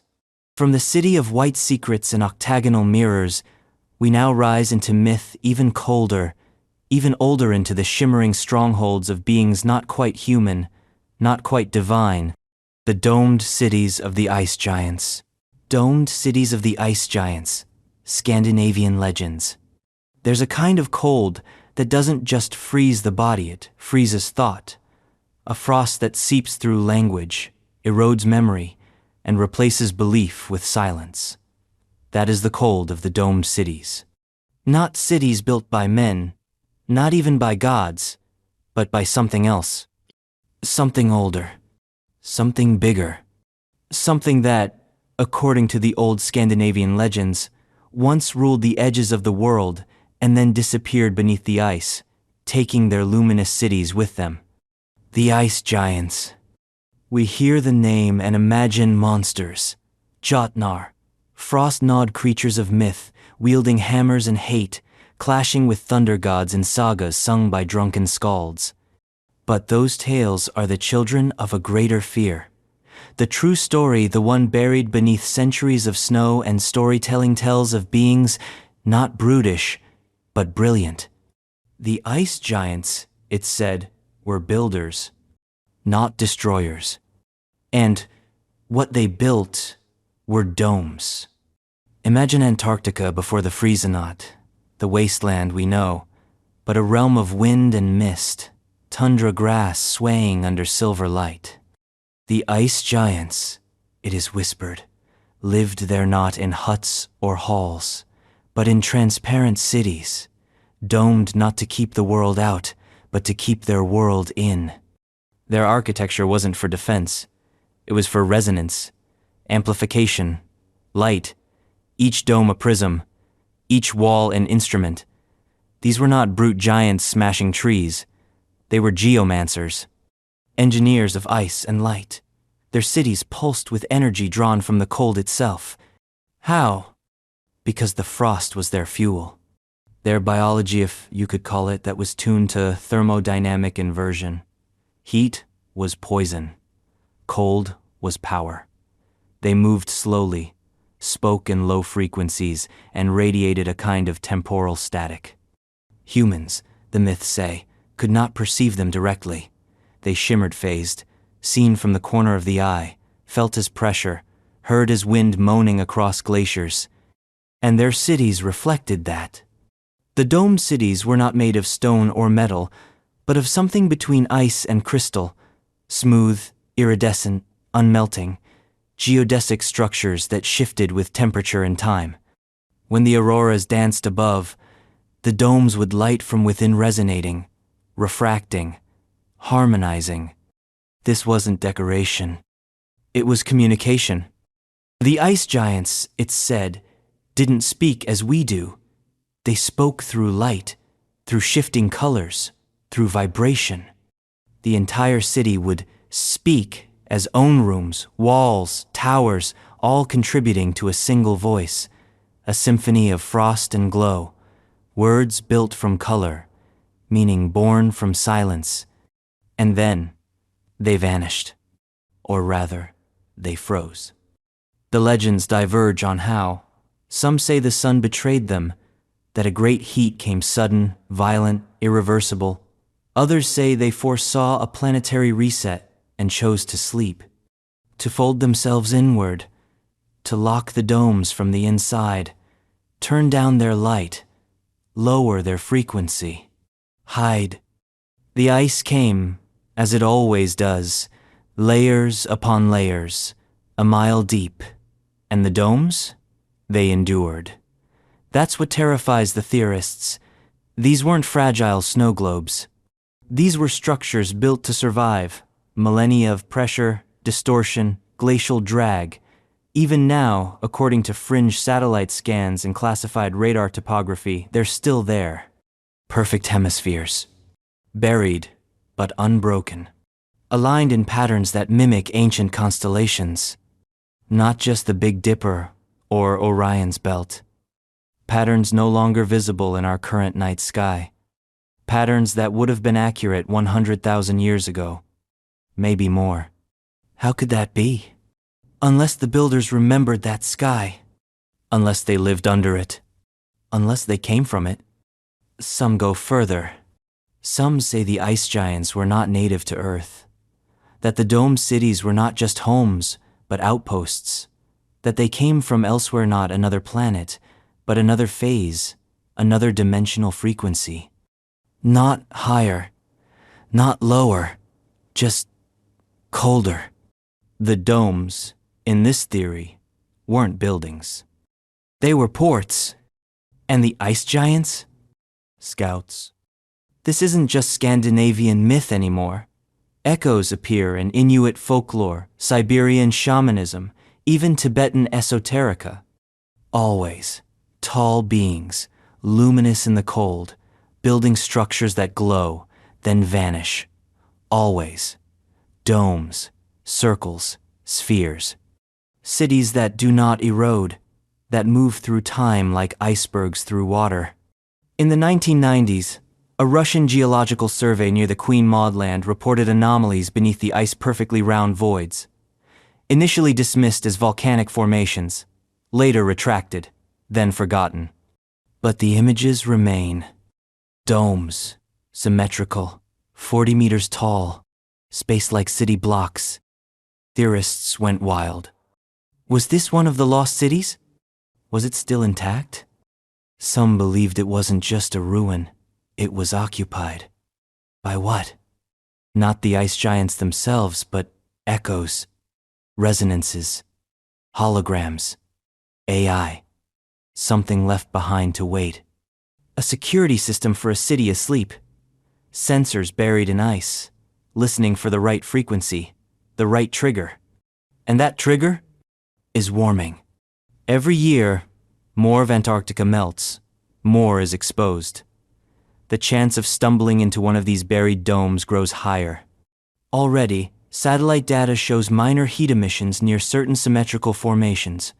Heat not from geothermal activity, but from inside. As if something is powering up. One theory posits that the domed cities were built to be self-sustaining, drawing energy from Earth's magnetic field. When the pole shift begins, and it is beginning, that field becomes unstable, spikes, drops, fluctuates. That's when the system reboots. The lights come back on. The walls begin to hum. And maybe, just maybe, the city speaks again. But what will it say?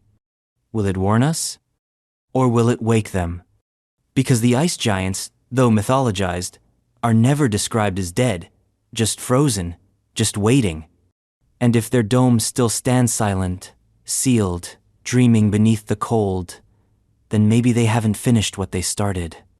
Maybe the frost is their future, and we are the anomaly. From the domes of light and sleep, we move now to something older, more sacred, less alien, but no less impossible. A land buried in fire and song, reimagined through ancient Indian texts, and then lost beneath polar silence. Baratkand, the Vedic South Pole theory. Baratkand, Vedic South Pole theory. In the labyrinthine folds of ancient Sanskrit texts, where gods ride chariots of fire and time is measured in kalpas, there is a name Baratkand. Most scholars interpret it as a poetic reference to the Indian subcontinent, a spiritual realm, a cultural idea, but there is another theory faint, heretical, haunting in its implications. That Baratkand was not India. It was Antarctica. The Vedic South Pole theory doesn't just bend history, it bends geography. It suggests that the cradle of ancient human civilization wasn't in the Middle East, wasn't in Asia Minor, wasn't even in Africa. It was on a continent now entombed beneath 2 miles of glacial silence. A continent we call lifeless. But maybe it was once known as Baratkand. To accept this theory, we must first do the unthinkable. Take ancient texts literally.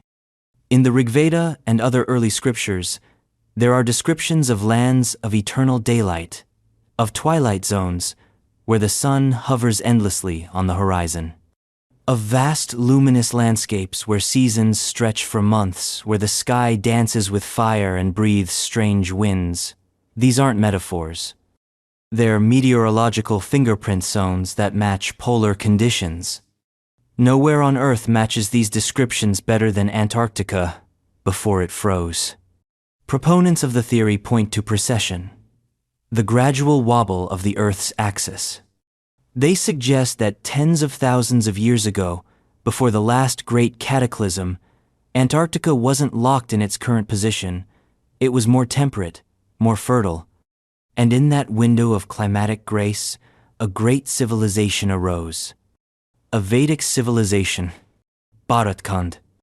But this wasn't Vedic culture as we know it today. Not temples carved into Himalayan rock, not chants echoing in the Ganges Valley. This was proto-Vedic, monumental, technologically sophisticated, perhaps even post-human in its scale. They built not with stone, but with vibration. Structures of sonic precision, grown rather than assembled. Temples whose foundations were anchored not to bedrock, but to resonance nodes points on the Earth's frequency grid where energy could be harvested, harmonized, and redirected. These temples weren't places of worship. They were machines. And their purpose? To maintain the planetary balance. Baratkand, they say, was not just a city or even a kingdom, it was a frequency stabilizer, a resonance chamber for the entire southern hemisphere. Using the Earth's geomagnetic field like a harp, the Vedic engineers tuned the continent to cosmic rhythms. The city hummed, literally. Chant, architecture, and geometry worked in concert. The air itself shimmered with meaning. This theory, audacious as it is, derives much of its force from parallels. Sanskrit cosmology speaks of Meru, at the center of the world a pillar, a mountain, a cosmic axis. In traditional interpretations, this has been tied to the Himalayas, or metaphorical space. But others suggest Meru was a literal constructa spire of radiant stone located at the Earth's original South Pole. That pole? Antarctica. Baratkand, in this view, was built around it. Some texts mention swirling oceans of ice and fire, polar paradoxes that don't make sense in a tropical setting. Others speak of the land beneath the line of stars, where constellations are reversed and the night glows with white flame. These are not poetic flourishes, they're polar observations. So what happened? The flood, of course. Not just of water, but of time. Something catastrophic shattered the balance. Maybe a solar flare, maybe an internal failure, maybe even war between Baratkand and other ancient superpowers now lost to myth. When the axis shifted, everything tilted. The southern continent moved, rapidly and violently, into colder latitudes. The delicate frequency web was broken, the city shut down, the machines died. And ice began to fall slowly at first, then in crushing sheets. The ruins of Baratkand were buried, not by time, but by temperature. And they remain buried, but not lost. Glaciologists have noted curious anomalies under East Antarctica, vast regions of structured elevation, like artificial plateaus. In 2004, a thermal mapping project captured a grid-like pattern beneath the ice-perfect squares, stretching for miles. Too perfect for geology, too symmetrical for chance. There were whispers. Baratkand had been found. But the data was pulled, the researchers reassigned, the satellites recalibrated. Officially, glacial formations. Unofficially, a city sleeping beneath the pole. Let's go deeper. According to Vedic lore, there were 4 Yuga sagas of humanity, each more degraded than the last. We are in the Kali Yuga now, but Baratkand belonged to a previous age, the Satya Yuga, the age of truth, a time when knowledge was perfect, energy free, and consciousness planetary. They say the cities of Baratkand were not singular. They formed a lotusite settlements around a central core. Each spoke was tuned to a frequency, a function: agriculture, medicine, sound, weather. The central city, called Jiva Meru in speculative texts, was the crown. A tower of crystal, not mined, not built, grown.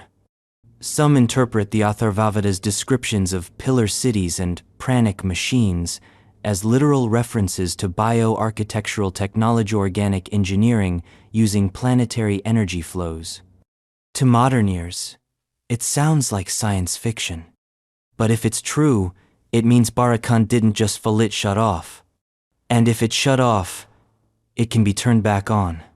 That's the danger. The glaciers are melting. The poles are shifting. Earth's resonance is fluctuating. Schumann frequencies spike and drop without explanation. Some say we are nearing a critical threshold, a moment when ancient machines, long dormant, may begin to reactivate. But we don't know what they'll do. Were they built to stabilize? Or to control? If we breach the ruins of Baratkand, if we pierce its sanctum and access its core, what will we find? A library? A beacon? A weapon? Or a mind? Some occultists believe Baratkand was never fully physical, that it existed in multiple states, solid, sonic, astral, that its destruction fragmented something deeper, that the human mind itself changed when it fell, that we lost more than technology. We lost resonance. And that's the greatest terror of all. That our disconnection from the earth, from ourselves, from each other, began not with agriculture or industry, but with the fall of Baratkand. The first dissonance, the original fracture. Now, the ice stirs. Satellites shiver, chants echo in frequencies no one remembers, and the city waits. From the radiant symmetry of ancient Vedic Antarctica, we now pivot toward a mystery even colder, even stranger. A name almost forgotten, echoing from the earliest flood myths of Sumer, whispered from the frozen edge of time. Utharka, Utharka, Sumerian flood extension. Buried deep beneath the myth-laden ruins of Sumeria is a name that rarely sees daylight. It doesn't echo like Ur or Eridu. It doesn't glimmer like Nibiru or Tiamat. It crouches at the edge of memory, half erased, half invented, a fragment of flood myth shrouded in polar silence. Utharka. To mention it, in ancient circles, was to whisper of exile, of secrets kept so well even the gods forgot them. To believe in it now, in the cold light of scientific rationalism, is to embrace the unthinkable, that a city founded by Sumerian sages didn't vanish into mythic Mesopotamian mud but fled north, far north, into the cold. Utharka, according to fringe theorists and esoteric Sumerian readers, was the far north bastion of a pre-Diluvian civilization, an outpost of knowledge, banished or self-exiled from the heart of what would become Mesopotamia to preserve sacred truth. But the twist is in the geography. Because Utharka was not built in Iraq. It was built where the earth thins, where magnetism twists, where time itself shivers, in the frozen wastes now buried beneath the Arctic Ocean. The story begins where all great ancient tragedies doeth the flood. The Epic of Gilgamesh, the Eridu Genesis, and dozens of fragmentary flood tablets all tell of a world drowned by divine rage or cosmic accident. Enlil, the Sumerian storm god, looms large in these tales, a deity both fierce and panicked, ordering annihilation with the casual brutality of a bureaucratic overlord. The humans, we're told, had grown too loud, too ambitious, too dangerous. But some were warned. Zeusudra, Utnapishtim, the archetypes of Noah, they survived because they listened, because they knew, because someone other god, a trickster, or perhaps a rogue priesthood saw what was coming and rebelled. Utharka is the whispered name of that rebellion. It was built by those who refused to stay. They didn't trust Enlil's justice. They saw the signs, the quakes, the droughts, the sudden lunar misalignments, and they fled. But they didn't flee east or west. They fled north, beyond the known lands, beyond the frost line, beyond even the gods' reach. There, in a valley of geothermal warmth encased in polar chill, they founded Utharka, a city of remembrance, a vault for wisdom, a defiance against annihilation. It wasn't built of mud brick, it wasn't open to the sky. Utharka was subterranean, nested inside volcanic basalt, carved with obsidian tools, and lit by mirrored light chambers that harnessed and bent the rare sun into artificial warmth. Imagine a labyrinth beneath a glacier, a city insulated not just against cold, but against history. The design, according to speculative reconstructions based on anomalous readings near the Arctic Skakel Ridge, was radial, a central archive surrounded by tiered halls of learning, meditation chambers, and something stranger, resonance chambers, tuned to celestial vibrations. This wasn't mythology anymore. This was engineering.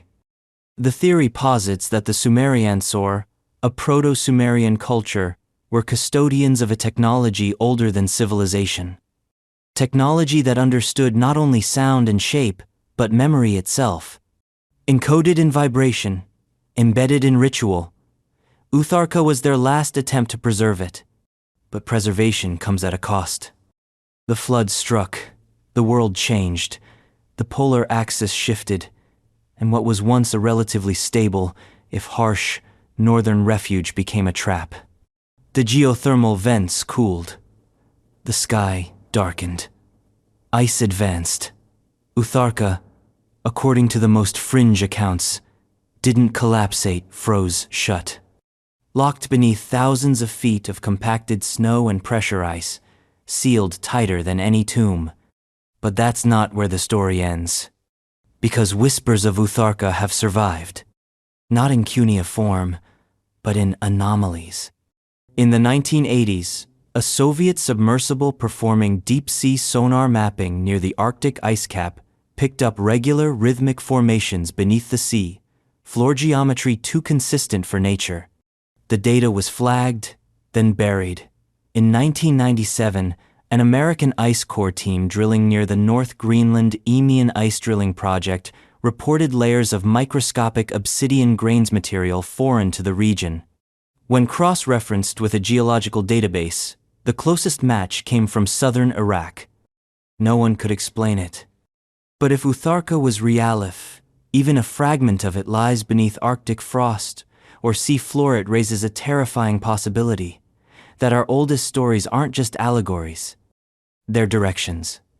Because Sumerian flood myths are specific, they mention the northern ice, the breathless cold, the edge of wind, not poetic metaphors, coordinates. Utharka, in this theory, isn't just a lost city. It's a key, a Rosetta Stone for decoding the technology of the gods, for understanding the vibrational architecture of the ancients. Some even claim the Sumerians didn't invent cuneiform, they simplified it. That Utharka housed an earlier language, geometric, harmonic, holographic, one that could rewrite reality. And if Utharka is real, the ice didn't kill it. It preserved it, which means it can be found. Or maybe it already has been. In 2016, classified radar mapping missions above the Arctic shelf recorded a sonar distortion field-in invisible dome nearly 2.3 kilometers across. Inside, silence. No fish. No magnetic signal. A dead zone. 3 months later, the region was declared environmentally restricted. No flyovers, no satellites. The public reason? Atmospheric anomalies. To the true believers, this was confirmation. The dome wasn't a glitch. It was Utharka. Still asleep. Still sealed. Waiting. But for what? To be uncovered? To awaken? Or simply to stay hidden forever because whatever it was meant to contain should never see light again? Theories spiral into madness here. Some say Utharka was a vault not just for knowledge, but for something alive, a harmonic intelligence, a sentient field, a god, a weapon. All we know is this. The Sumerians remembered Utharka enough to fear it. They buried it in myth. And myth is where we like to hide the things we're too afraid to admit might be true. From this Arctic memory of clay tablets and snow, we now plunge beneath ice that doesn't just conceal but drowns, to a place untouched by sunlight for over 15 million years. A lake beneath Antarctica, dark as death, deep as time. Lake Vostok, and the ruins hidden beneath. The ruins of Lake Vostok. If there's one place on Earth that truly belongs to the unknown, it's Lake Vostok. Imagine a body of water so old it remembers when continents danced differently. A lake so deep, so isolated, that not even light has touched it in millions of years. Buried beneath nearly 4 kilometers of solid Antarctic ice, Lake Vostok isn't just hidden, it's interred. But what if it's not just water? What if something else is down there? Something that was built? Because beneath that dark, pressurized sea, shrouded in a cold that could stop thought, there are rumors of structure, of design, of something that isn't sediment or rock or biology but architecture. Let's rewind to basics. Lake Vostok is real. It's one of the largest subglacial lakes in the world, stretching over 250 kilometers long and 50 kilometers wide. Discovered through radar imaging, it lies beneath Russia's Vostok Station, an isolated, bone-shatteringly cold outpost with the dubious honor of recording the lowest natural temperature ever measured on Earth. What makes the lake so bizarre is its isolation. It's been sealed off from the atmosphere for at least 15 million years. No sunlight, no wind, no influx of external material. It exists in a pressurized, oxygen-rich, geothermal-lit void, and somehow, it's warm. That's the first anomaly. The second is the one nobody wants to talk about. Because when Russian scientists finally began drilling in the late 1990s using thermal techniques and bores designed to avoid contaminating the lake, they reported something strange. Not bacteria, not water chemistry, but physical disturbances, echoes, reflections. They didn't hit bedrock. They hit shapes, sharp angles, straight lines. At first, it was dismissed. Instrument glitches, ice shifts, but the anomalies kept piling up. Thermal plumes from beneath the lake, inconsistent with expected geothermal gradients. Magnetic deviations, seismic ripples that echoed like footsteps. Then there was the water itself. When they finally retrieved a clean sample in 2012, what they found wasn't just microbial life. It was unknown microbial life. DNA sequences that didn't match anything in existing databases. Organisms that shouldn't have evolved without sunlight, without competition, without the endless war of natural selection. organisms that had no business existing. And still, the sample was just the surface. Deeper, untouched. And it's down there, in the darkness, where the real terror brews. Some researchers working under extreme NDA and government oversight report privately that radar imaging has revealed polygonal patterns beneath the lakebed, geometric alignments, grids, structures. Not natural formations, not volcanic ridges, but buildings. Submerged, inverted, subterranean. So what could they be? Here's the theory. Long before the ice came before Antarctica froze, before even the last pole shift, Lake Vostok was not a lake. It was a valley, a place of convergence, a sacred depression in the land where someone chose to build. The structures weren't megalithic. They weren't pyramids. They were deep, modular, buried even then, perhaps deliberately, designed to interact with geothermal currents and magnetic fields. Some suggest they weren't homes or temples, but coarse planetary stabilization mechanisms. Others say they were prisons, that the valley was chosen because of its isolation, that a beingr, a force, was placed beneath the earth, locked under mountain and water and, eventually, ice. And what we now call Lake Vostok is its tomb. The Russian government has treated the site with opaque caution. Funding is intermittent. Reports are heavily redacted. One American intelligence leak suggests that unmanned submersibles sent beneath the ice lost signal not due to failure, but jamming. By what? No one knows. Or no one says. But the implication is clear. Something intelligent may still be active beneath the lake. Not in the traditional sense, not a civilization of air-breathing bipeds with tools and ambition, but something else. A presence, a resonance, a field, a sleeping mind.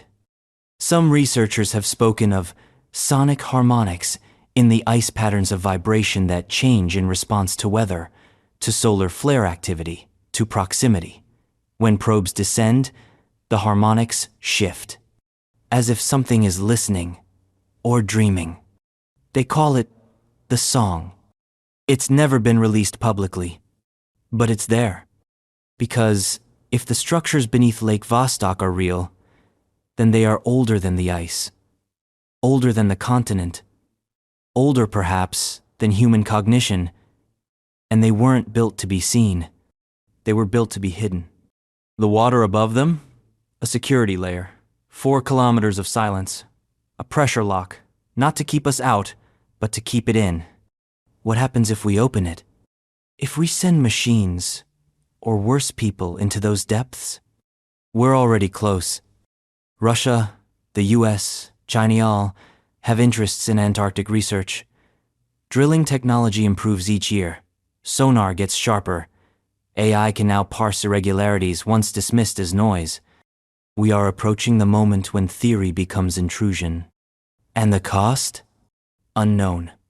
Because if the builders of those structures are still there, if they never left, only withdrew, what happens when their world is breached?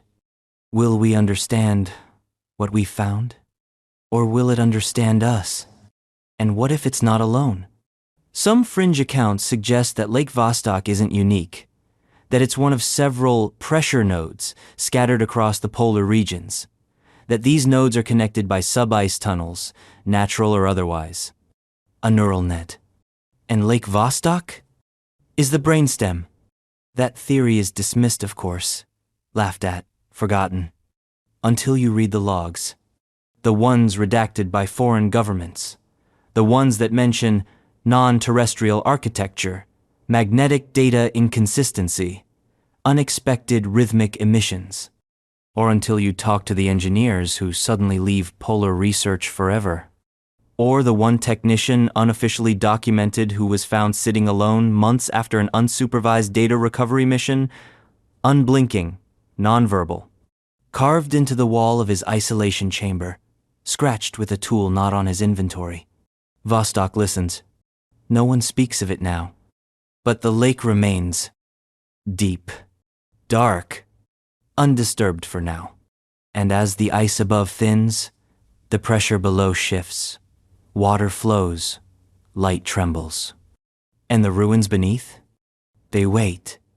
From this drowned abyss of glassy silence, we drift to a name whispered in rare fragments of Dravidian lore where the south was never south, and the poles were paths. Canarn, the ancient Dravidian polar theory. Canarn, ancient Dravidian polar theory. There's a name that doesn't appear in textbooks or museum exhibits. A name found only in cryptic chants, faded palm leaf manuscripts, and whispered tales passed down in remote Tamil villages like a warning no one fully understands. Canarn, an anomaly in a language older than most civilizations. A word whose syllables carry the weight of tectonic myth. Canarn was not just a city, it was a statement. A declaration that civilization didn't rise in the cradles we know but fell from heights we've forgotten. According to the most fringe end of South Indian esoterica, Canarn was a polar empire. A Dravidian settlement that sailed south not in search of conquest or trade, but of truth. A city built at the edge of the world, where stars dipped low and time bent sideways. Where? Antarctica. This is the spine of the ancient Dravidian polar theory, dismissed by mainstream historians as mythic extrapolation. And yet, it refuses to die. Because the echoes are everywhere. In the Sangam poems, in the shadowed cosmologies of Agastya, in the submerged legends of Kumari Kandam, Canarn was the southernmost fragment of a greater whole. To understand Canarn, you have to understand what it came from.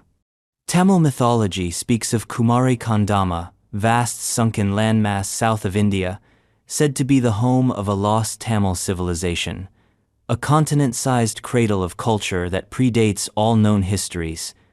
A land drowned in a flood so catastrophic it erased architecture, memory, and language. Scholars see it as Atlantis' cousin, but to the believers, it was real. And Canarn was its beacon. When the ocean surged and Kumari Kandam cracked, its priest scientists fled, not north to safety, south to extremity, to the frozen promise of Antarctica, which at that time, they believed, was not yet ice. They were wrong. Or they were too late. But they built anyway. Theories suggest Canarn was a city unlike any other, constructed entirely of basalt and crystalline copper, grown from the bedrock using heat-shaping technology lost to time.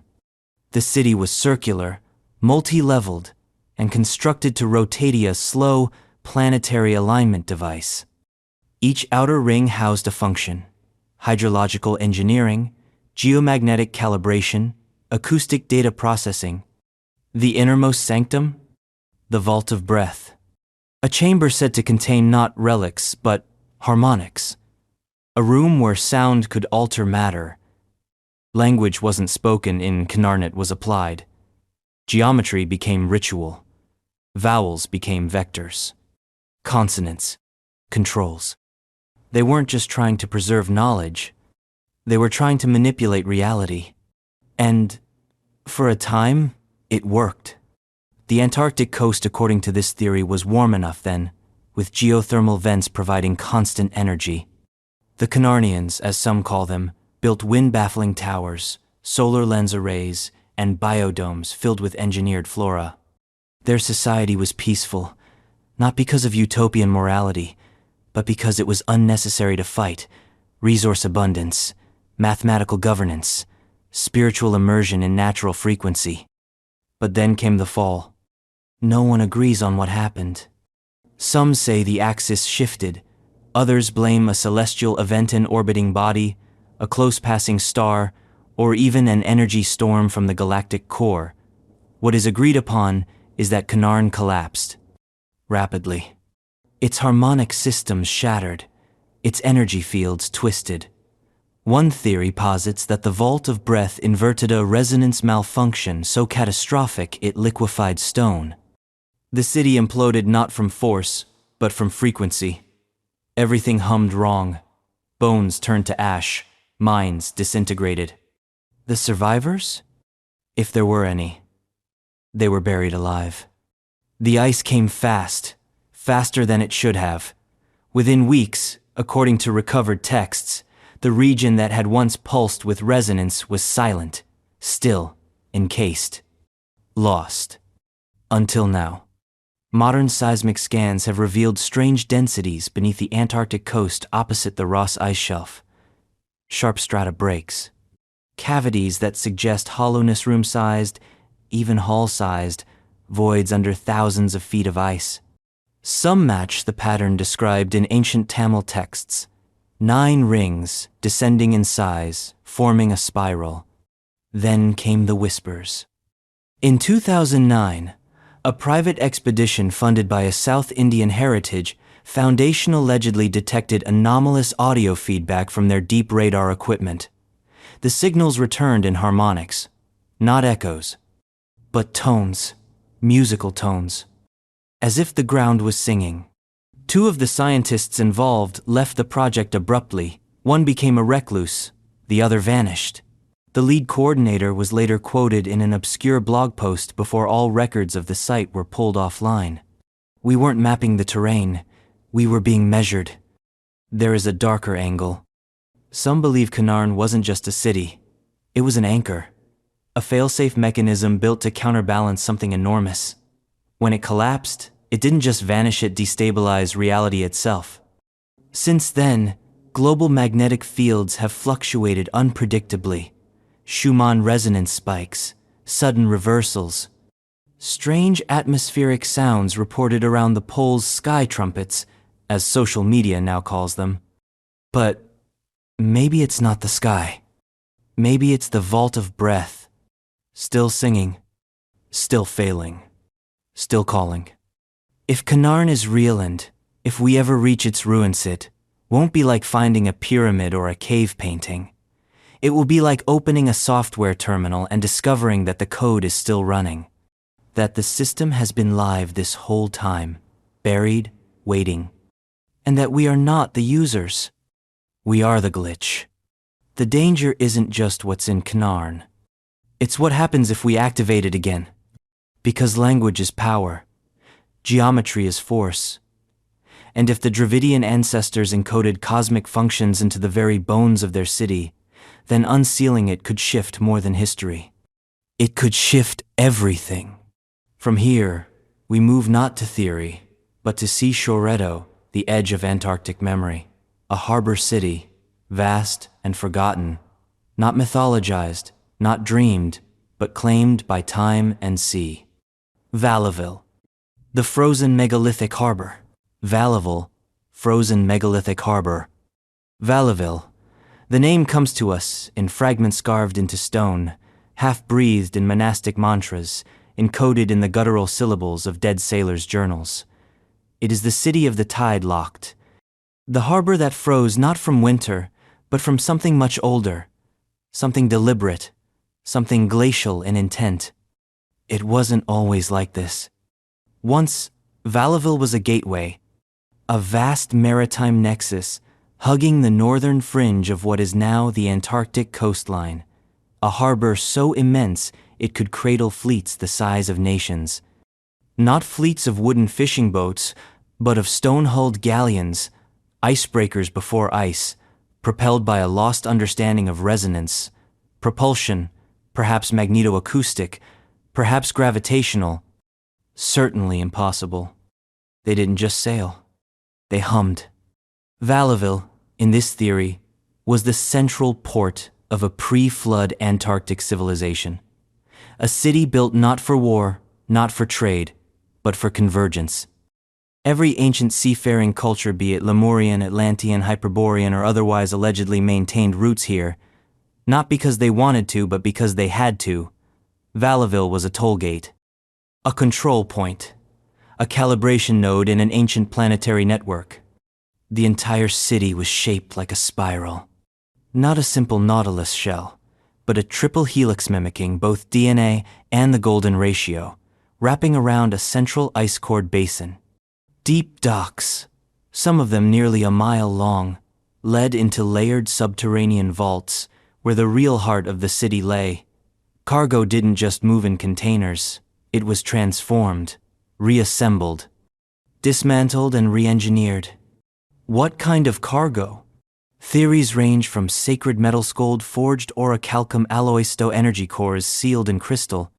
Some speculate that Valivville's harbor was lined with docking temples that resonated at different frequencies, allowing each vessel to harmonize before entering the grid. A customs checkpoint of metaphysical purity. Others say it handled something far more dangerous: time. Let's take this slowly. One apocryphal text allegedly transcribed from the wreckage of a sunken monastery off the coast of Sri Lanka refers to the frozen port where the sea moves backward. Another, found in the footnotes of a 19th century Portuguese navigator, speaks of dead waves that sail uphill. And then there's the legend of the standing fleet, vessels petrified mid-tide, still upright, sails still drawn, turned to stone or ice or something in between. All these tales converge on one idea: that Valivville was at the nexus of temporal distortion, that the harbor existed in a fringe state, half in the present, half in a preserved fragment of past geometry. It didn't age the way the rest of the world did. Its docks didn't rot. Its towers didn't crumble. Instead, they calcified like coral. This would explain the impossibility of what satellite scans picked up in 2006. Symmetrical megalithic formations under the ice near the Princess Martha coast, stretching in regular intervals, forming what looked like quays, towers, and a dry basin measuring nearly 4 square kilometers. Glacial analysis dated some of the subsurface displacement patterns to 20,000 years old. Too recent for geology, too old for history. So why haven't we heard more? Because everything about Valivville is quieted. Not erased, not disproven, just dimmed. Researchers lose funding, projects are repurposed, access gets revoked. Even Google Earth has curious cloud swirls around certain Antarctic coastal features. Always the same ones. Always pixelated. But legends persist. In some of the more obscure Vedic seafaring hymns, Valivville is alluded to as the mouth of the freezing serpent, a place where sea and ice speak in unity. In Maori canoe chants, there's mention of the place where paddles stop and time ceases to boil. Norse runes speak of a land port of the old race, beyond the screaming wind. And then there's the sonar. In 2012, an independent research vessel ostensibly studying icefish migration recorded deep underwater echoes along the Filchner ice shelf. The data came back showing unnatural acoustic rebounds. Flat plains, sharp edges, some 80 meters tall. That's not sediment, that's not rock, that's structure. One report, leaked in a technical forum, used a phrase that set off a storm of redacted documentation. Harbor walls. No follow-up, no formal publication, just silence. Because Valivville, if real, is buried not just in ice but in intention, a harbor designed to not be found. It's the opposite of Atlantis, whose sinking was accidental, tragic, theatrical. Valivville was meant to vanish, to be sealed, to be unreachable, until something, some event, some alignment, some signal reactivates the flow. And now, that time may be near. Antarctic melt rates are increasing. Ice shelves are cracking like old mirrors. Glacial retreat is revealing coastlines not seen in human history. In 2021, a drone scan of a newly exposed cove revealed geometrical outlines, suspiciously regular, rectangular trenches, arch-like shadows, the beginnings of a spiral. The entrance, perhaps, to the harbor, to Valivville. But here's the question that chills deeper than any Antarctic wind. What happens when the port reopens? What was it meant to let in? Or worse, what was it meant to hold back? Some believe the harbor was not just a physical space, but a sealing mechanism, that its geometric layout wasn't for docking, but for locking, that the spiral architecture functioned as a frequency cork in a vibrational bottle, that beneath the dockyards lies something older than civilization, not a ship, a gate. And when enough ice melts, when the spiral breathes again, the lock will release. But no one knows what's on the other side, because Valivville wasn't just a city, it was a door. From the geometric spirals of forgotten tide and frozen stone, we drift next to another myth, one that echoes from the Pacific, distorted through the lens of catastrophe. A continent that never stops sinking and whose reach may have stretched into ice. Mu South. The Lemurian Antarctic extension. Mu South, extension of Lemuria. It always begins with a sunken continent.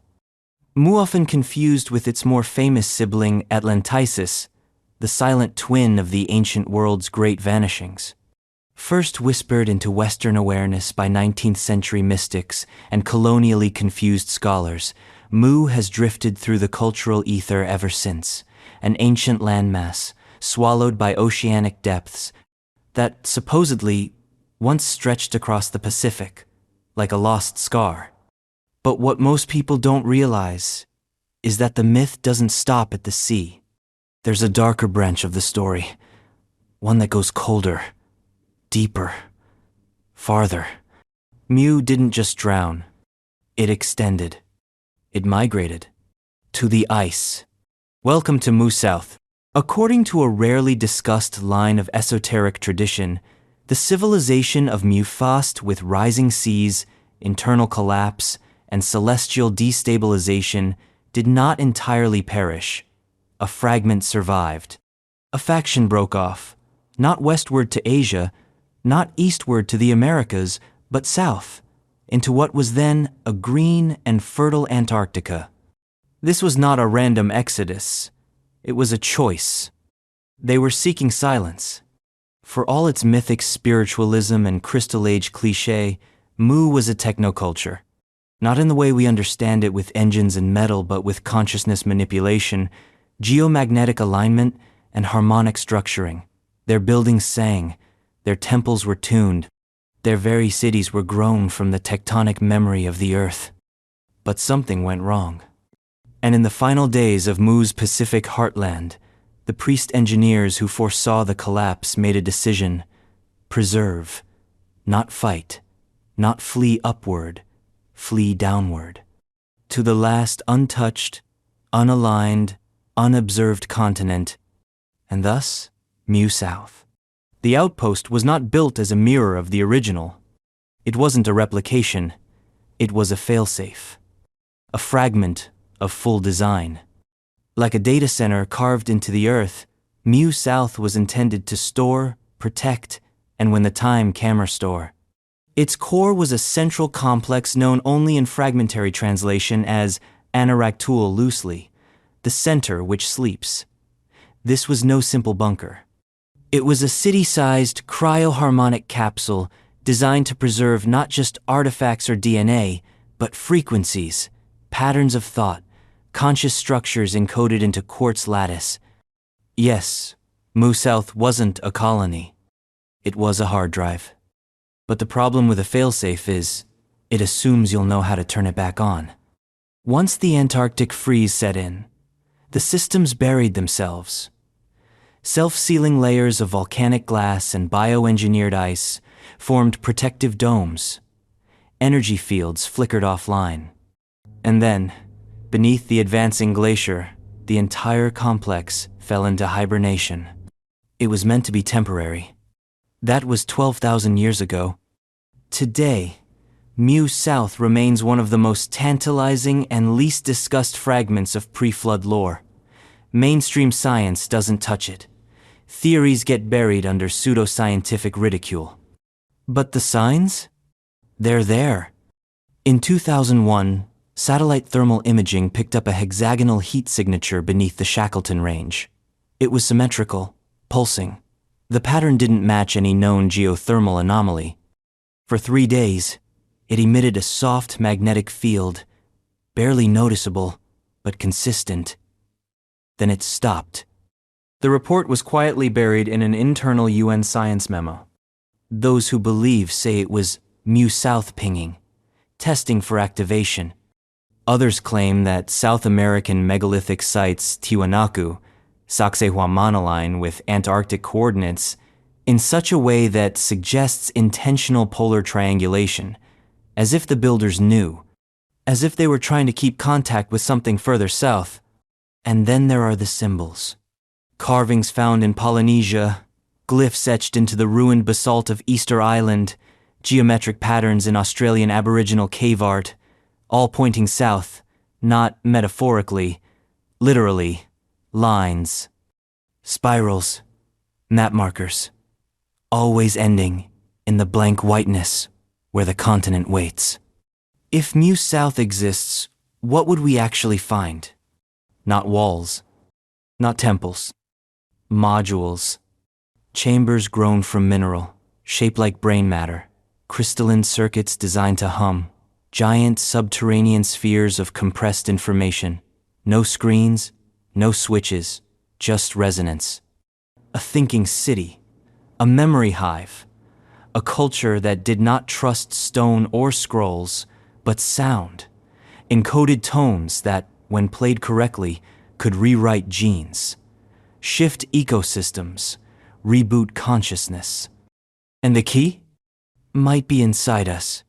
Some fringe thinkers claim that Mu encoded part of its restoration protocol into human genetics into dream symbols, neurological resonances, even forgotten languages. That the very act of discovering Mu South could be enough to wake it. That it's listening, waiting for the right frequency. And every step we take toward its frozen vaults sends ripples through its sensors. Some say the dreams have already begun. That researchers near Antarctic stations report visions of spiraling tunnels, of voices not in words, but in notes. That headaches increase the closer they get to certain magnetic anomalies. That blood pressure spikes, thoughts spiral, and in rare cases memories emerge. Not personal memories. Ancestral. From no human lifetime. A Mu South effect. We don't know what the failsafe was really for. Restoration? Preservation? Or something worse? Because if Mu fell due to misuse of resonance, and Mu South was the bunker for what should not be lost, then accessing it might not heal the world. It might break it. Because a failsafe that never triggers is a blessing. One that does is a warning. And as the ice melts, the systems hum, the harmonics stir, and the frozen hard drive of civilization begins to whisper its checksum. From this crystallized code beneath the tundra, we follow a ghost path further south into myth, into gold, into echoes of empire and mountain memory. Paititi. But not the one you know. The polar migration theory version, the one buried beneath the Antarctic plateau. Paititi polar migration theory. Paititi. The name rolls off the tongue like treasure dust. It conjures images of gold-laden temples, jungle-covered ziggurats, and Spanish conquistadors going mad in green infernos chasing after a city that was always 2 days farther than the map allowed. But what if that's the misdirection? What if the jungle was never the hiding place?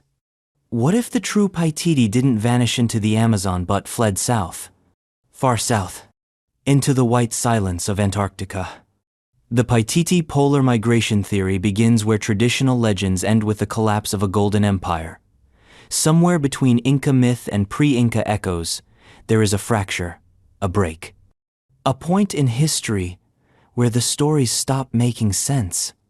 And in that crack-like gold dust in a canyon crevice, Paititi disappears? Or migrates. According to this theory, the city was never lost. It was relocated. By design. There are whispers in Andean mythologies, usually dismissed as metaphor or mistranslation about a city that walked away, a stone that floated south, a mirror house that vanished into the sky's bottom. When translated not as metaphor, but as directional lore, These phrases all point to one place, the far southern pole, a direction considered sacred, cursed, or both. And the reasoning? Survival. When the highland civilizations of the Andes began detecting environmental anomalies, strange solar behavior, irregular tides, shifting celestial calendars, they saw what was coming. Whether it was flood, war, cosmic disruption, or a combination of all three, the elite priest engineers of Paititi made a decision: vanish. But they didn't run blindly. They had a plan. Paititi, by this theory, was never just a city of gold. It was a vessel, a migratory machine, a city designed to move not physically, but geometrically. To realign, reconfigure, and reassemble elsewhere. It was built modularly, in clusters that could be dismantled, packed, and transported by design teams who understood things like planetary grid harmonics and geodetic resonance. They didn't choose Antarctica randomly. They followed the frequencies. Geomancers and stargazers aligned Paititi's migration route not by ocean current or terrain, but by invisible lines of Earth energy. A forgotten system of ley corridors stretching from the Andean mountains across the Southern Ocean and into the untouched frequencies of the Antarctic plateau. And there, beneath the coldest sky in existence, they buried it. Not to hide, to complete its cycle. Because Paititi, if you strip the gold leaf from the myth, was always more than a treasury. It was a harmonic control center, an earth tuner. Built at high altitudes, at precise angles, designed to reflect not sunlight, but stellar frequency. The towers? Antennae. The temples? Tuning forks. The gold? Conductive lattice. Paititi's true treasure wasn't its metal, it was its math. And when the city reassembled at the bottom of the world, it did so in silence. But not stillness. In the polar migration theory, the Antarctic Paititi is a buried complex structured into 5 major spirals-concentric rings of subterranean halls and harmonic domes. It lies beneath what is now East Antarctica, shielded by over 3 kilometers of ancient ice. The design incorporates Fibonacci ratios, harmonic tiling, and a curious pattern that when viewed from above resembles the Nazca lines. Coincidence? Or continuation? What supports this? Well, in 2003, a European satellite scanning for tectonic anomalies picked up a strange pattern near the Gamburtsev Mountains. Faint, geometric. Not symmetrical enough to be artificial, but not natural either. A grid, not regular. Organic, like a buried city tuned to something more than symmetry. Shortly afterward, all scans of the region were reclassified. When a team from a private French firm attempted to follow up with a drone radar survey, their equipment failed to calibrate. They blamed magnetic flux. But the readouts later, leaked by a contracture, showed something stranger. Heat pockets. In spirals. Theorists went wild. Paititi, they claimed, was still on. Buried, yes, but not dormant. The gold, the temples, the lost technology, everything was encased, preserved, waiting. Not frozen solid, but cryogenically staged. The frequency fields still active, the complex sealed until the world could understand what it had buried. But what if we open it too soon?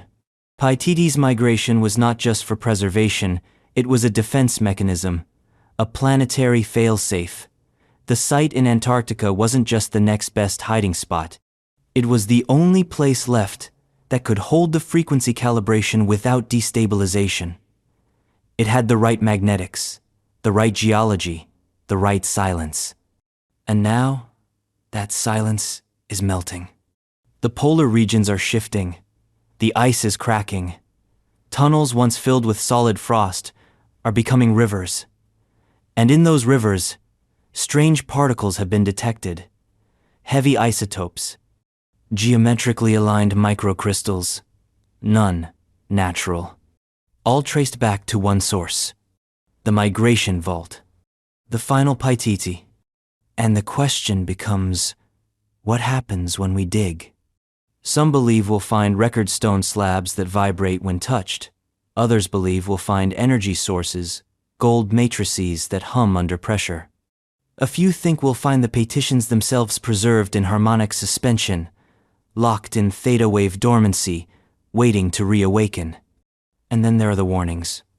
Among the rarest Inca death chants is a stanza translated only once, long ago, before the records were sealed in museum vaults.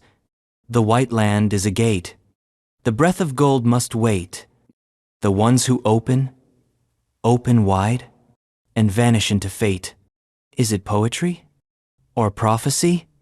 If Paititi is real, if the Golden City now lies beneath Antarctic ice like a frozen heart of resonance, then its reactivation may not bring salvation. It may bring collapse. Because frequency isn't just power, it's pressure. And Paititi is a pressure valve. From this crystalline ruin of southward empire and buried light, we now turn to a name colder still, a city remembered only in frost-bitten whispers, stitched from the myths of Siberia, madness, and memory. Cryanovam. The Russian flood myth hybrid. Cryanovam, Russian flood myth hybrid. Some names are carved in stone, remembered by textbooks and priests. Others are scratched into frost, murmured only in the delirium of hypothermia or the static between shortwave transmissions. Cryanovam is the latter, a word that doesn't belong to any known language, a name with no clear translation, only implications. Cryofrozen. Novum new. Cryanovam. The frozen new. To those who believe it's more than a poetic construction, it's a place, a city, or more accurately a fusion, a scar where memory, myth, and ruin meet. A hybrid of the Russian flood legends, Arctic lore, and prehistoric trauma. Cryanovam, they say, was never meant to be remembered. It begins in Siberia. Not the cozy, fur-lined folklore of Tsarist Russia, but the dark folklore, the bone-cold oral traditions passed down by the Nenets, the Yakuts, and the Evenki. Stories of cities that hummed beneath the permafrost, of lights that flickered in boreal forests even when the sun was gone, of gods who didn't descend from heaven, but rose from the ground carried by towers of frost. Cryanovam was one of these cities. But it wasn't just a native myth. It was a rupture point. In the ancient epochs, before Russia was Russia before language, even there were settlements, massive ones, not primitive villages, but engineered environments, structures aligned to magnetic nodes. Cities carved not into rock, but into ice-hard basalt, with tunnels stretching for kilometers under what is now the Arctic shelf. Cryanovam was the capital, or perhaps the last, because Cryanovam didn't flourish. It survived, for a time.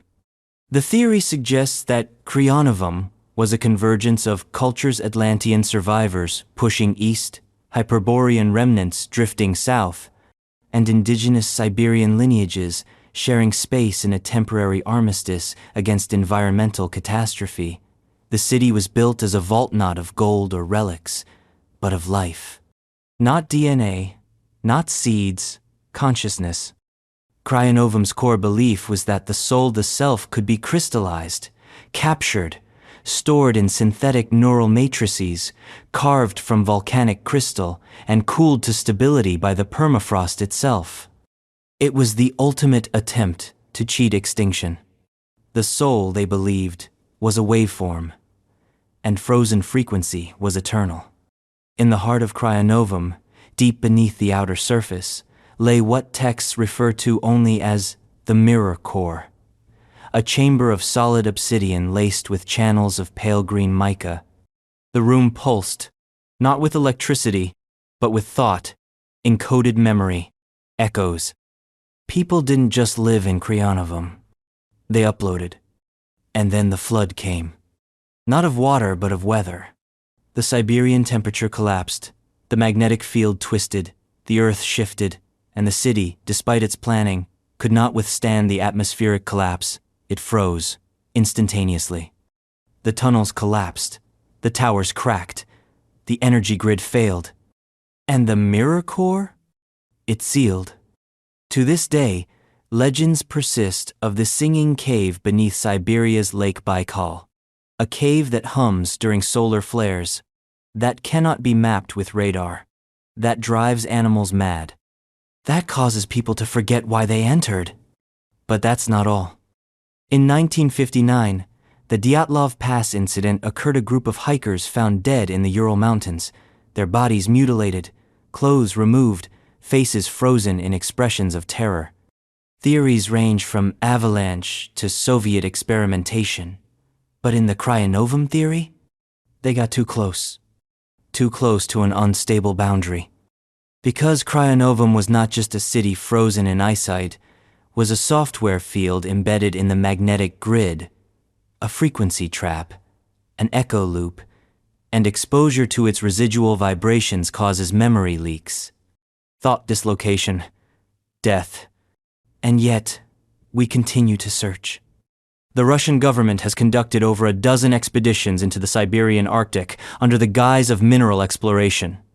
But their equipments, seismic, magnetic, sonic, suggests otherwise. In 1997, an autonomous drone returned from under the Laptev sea shelf, with data indicating symmetrical caverns 200 meters below the seafloor. The footage was grainy, but unmistakable. Walls, carved, marked, with what appeared to be glyphs. Not letters, not runes, something else. Etchings that shimmered slightly under sonar, reflecting frequency rather than form. The drone's feed cut out 3 minutes later. The program was terminated. Cryanovam, say the believers, is not dead, not dormant, just paused. Because its creators were building for a future they could no longer live in. They encoded themselves not into machines, but into vibration, into crystallized data fields locked in place by the cold, waiting for the magnetic polarity to flip, waiting for the atmosphere to shift, waiting for someone to break the seal. There are reports fragmented, always anecdotal, of field scientists who develop insomnia while working in northern Siberia. Not just from the light, from the sound. The low hum that never stops, the pressure in the skull, the dreams of staircases made of ice, of faces without skin, of tunnels that breathe. They call it the Cryanovam syndrome. But it's not a syndrome. It's a handshake. The core is testing, trying to establish contact, not with us, with itself. Because if Cryanovam truly succeeded in creating consciousness matrices preserved in cryotectonic silence, then those entities have been waiting for a signal, a mirror pulse, a return call. And with every polar melt, every shift in magnetic flux, that signal gets closer. One day, someone will find the core. And it will not be a tomb. It will be a login. From this synthetic dream loop of frost-trapped thought, we move to a city tied directly to an old god. A colony of a catastrophe, an Atlantean echo built where only the lost would dare tread. Elanari, the Atlantean outpost in Antarctica. Elanari, Atlantean outpost in Antarctica. There's a rule in most legends: the bigger the fall, the wider the echoes. And Atlantis, with its emerald domes and quartz walls shattered by an ocean's wrath, echoes louder than any. But even echoes leave fragments, shards, splinters. Elanari is one such shard. It is not Atlantis, it is what Atlantis became. Or perhaps what Atlantis tried to forget. An outpost built far from the main continent, cold, distant, and terminal. A contingency plan carved into the crust of the world's final silence, Antarctica. The Elanari myth isn't a mainline story. It doesn't sit alongside Plato or theosophical rewrites. It lives in footnotes and fractured psychic transcripts, in the murmured memories of mystics and the edge-pinned scribbles in old expedition journals.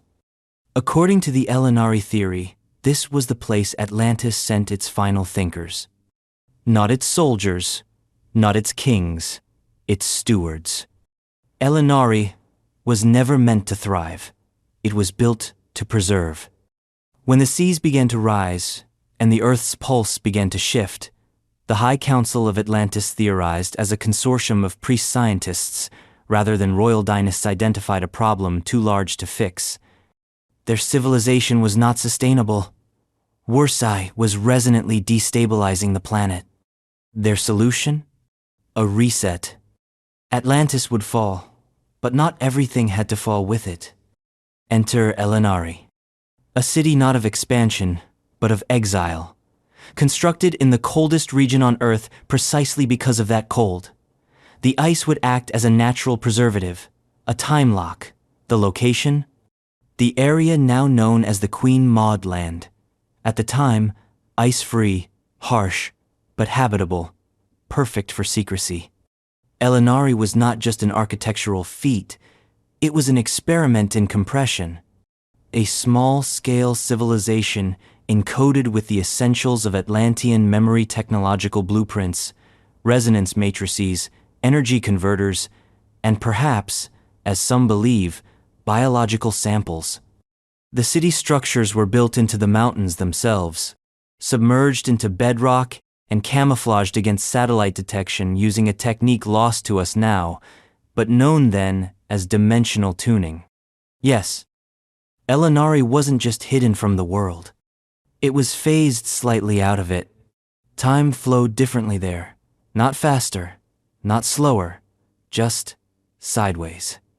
Those who've tried to find Elanari claim the ice itself pushes back, that GPS becomes unreliable, that the light seems wrong, colors distort, shadows fall in impossible directions. One researcher allegedly described seeing the sun rise in the west. When he checked his compass, it had reversed. These are not glitches.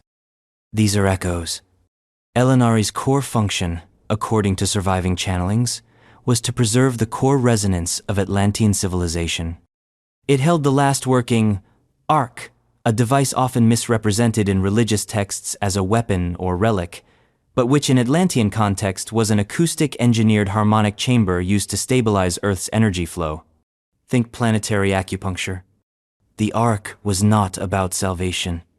It was about suppression. Suppressing the planetary consequences of Atlantis's hubris. Delaying the collapse. Keeping the grid alive just long enough for the next civilization to emerge. Elanari was the plug in the drain. But that also made it a prison. The engineers and priests sent there never returned. They knew they wouldn't. The frequency at which Elanari was tuned wasn't just different, it was final. They were locked inside their own time bubble, existing in a self-contained loop, maintaining the last light of their world. Until someone found it. Because in 1939, Nazi Germany launched an expedition to Antarctica. It's a historical fact. Operation Schwabenland, ostensibly a cartographic and scientific venture. But deeper documents classified under layers of Cold War bureaucracy suggest they were looking for something specific, something ancient, something Atlantean. Some believe they found Elanari. Not in whole, just pieces. Radar pings, thermal anomalies, perfectly smooth stone beneath 30 meters of ice, artifacts made from a metal no one could identify, light, cold, and humming at 7.83 hertz. The Schumann resonance, Earth's frequency. Then, silence. The mission ended, the records buried. But afterward, something changed. World powers began to take Antarctica seriously. The Antarctic Treaty of 1959 froze territorial claims, prohibited military activity, and restricted access to large parts of the continent. A noble environmental gesture? Or a cover? To protect Elanari. Because the city, if it truly exists, is no longer just a relic. It's active. Several satellite thermal scans since the 1980s have picked up linear heat signatures near the wall that massive unmistakably artificial. Not random, not geothermal, radiating in pulses. like a sleeping machine starting to dream again. Some believe Elanari's arc is powering up. Others say it never powered down. What happens if someone breaks into the phase zone? If they find the arc?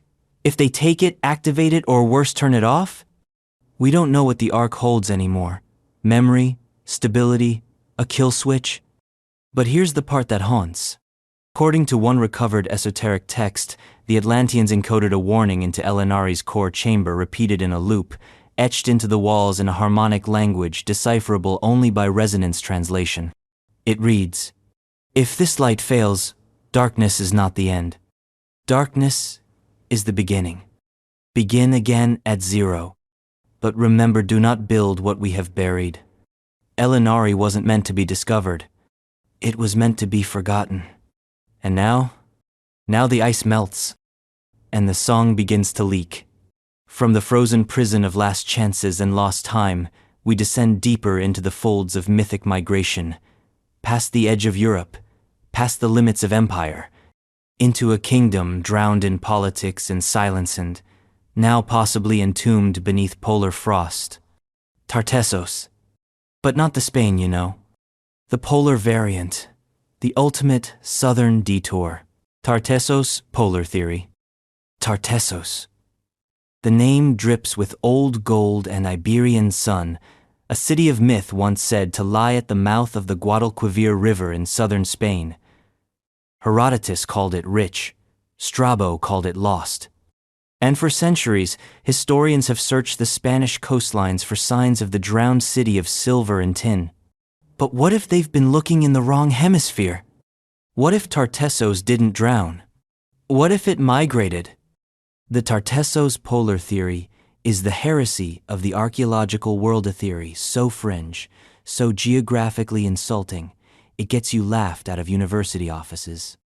And yet, like all great heresies, it persists. Because the evidence, while fragmented, is too weird to dismiss entirely. The theory suggests that Tartesos didn't end with flood or foreign invasion. It ended with exodus, a deliberate departure, a southward migration across oceans propelled not just by desperation, but by celestial warning. Let's rewind. Tartesos, according to most mainstream estimates, peaked between 1,200 and 500 BCE. A Proto-Celtic, Phoenician-influenced trade empire famous for its metals, its river ports, and its strange silence after 500 BCE. It just disappears. No grand war, no natural disaster, just absence, a historical vanishing act. But there are hints. Phoenician scrolls found in the ruins of Byblos refer to a second Tartesos, a land of twin rivers and white air. Some interpret this metaphorically. Others believe it's literal, a colony, a mirror city built elsewhere. And when you trace the Phoenician sea routes, you find something odd. They didn't just hug the Mediterranean. Some ancient ship logs, heavily disputed of course, suggest expeditions far beyond the Strait of Gibraltar, south past Africa's Horn, into colder waters, into the unknown. This is where the Tartesos polar theory picks up steam. According to this idea, a faction of Tartessian elites, warned by astronomical signs, perhaps a comet, perhaps a planetary alignment, saw catastrophe on the horizon. Not invasion, but destabilization. A flood, a sky shift, a world crack. They didn't stay to watch. They sailed. Not east like the Atlanteans. Not west like the Lemurians. South. Always south. And they kept going until they reached land again. Antarctica. This sounds ridiculous, of course. The continent is frozen, barren, and, as far as mainstream science is concerned, never habitable. Except for the Piri Reis map. That cursed, controversial, allegedly ancient map drawn in 1513 by an Ottoman admiral using older source material. It shows the southern continent not frozen, with rivers, mountains, Details that shouldn't exist. Details some argue reflect a pre-ice Antarctica, where the Tartessians may have landed. The Tartesos polar theory claims that the exiled elites didn't just settle, they built. Not a sprawling empire, but a focused colony. A city designed for isolation. A sanctuary. They called it New Tartesos, or Tarshta, according to fragmented interpretations of Iberian Celtic root words combined with later Greek phonetics. The city was carved into Antarctic bedrock, structured around geothermal fissures and underground volcanic vents. It wasn't meant to survive eternally. It was meant to last just long enough to outlive the flood, enough to wait. It followed the same layout as Old Tartesos, a central acropolis surrounded by concentric water channels, except here, the water was heated, not by sunlight, but by Earth itself. The city's crown jewel was the Orbarium, a domed observatory said to use polished orichalcum mirrors and ice lenses to track stellar movement through snow-filtered skies. This wasn't just science. This was prediction. They were watching for something, waiting for a return signal. A cycle, but they underestimated the cold, or overestimated their God-steered resilience, because the ice came faster than they thought. The geothermal systems began to fail. The atmospheric dome cracked. The resonance fields used perhaps to ward off the atmospheric pressure or enhance neural clarity collapsed. The population fell into stasis or fled further into the tunnels. Tartesos was lost again, but not destroyed. Evidence? Let's talk satellite anomalies. In 1993, a British radar mapping system detected geometric subsurface alignments beneath East Antarctica hundreds of meters long, spaced with eerie precision. The readings were dismissed as glacial ridges. But ridges don't form in right angles. More recently, in 2010, a joint US-EU glaciology team drilling in Princess Elizabeth Land reported that their ice cores hit metal. Not trace metal, not ore, structured alloy, smooth, resonant. The report was reclassified within 48 hours. Then there's the sonar. Multiple deep ice sonar sweeps over the past 2 decades have recorded strange subaural vibrations in the area, rhythmic, pulsing. Some say they echo the ancient Tartessian musical scalea, scale thought lost, but partially reconstructed through Iberian lyres and Hellenic references. As if the city is still singing, still vibrating, still waiting. And what happens if it's found? What if Tarshta isn't just a memory? What if it's a lock? A vault? A gate? Some believe the Orbarium wasn't just an observatory.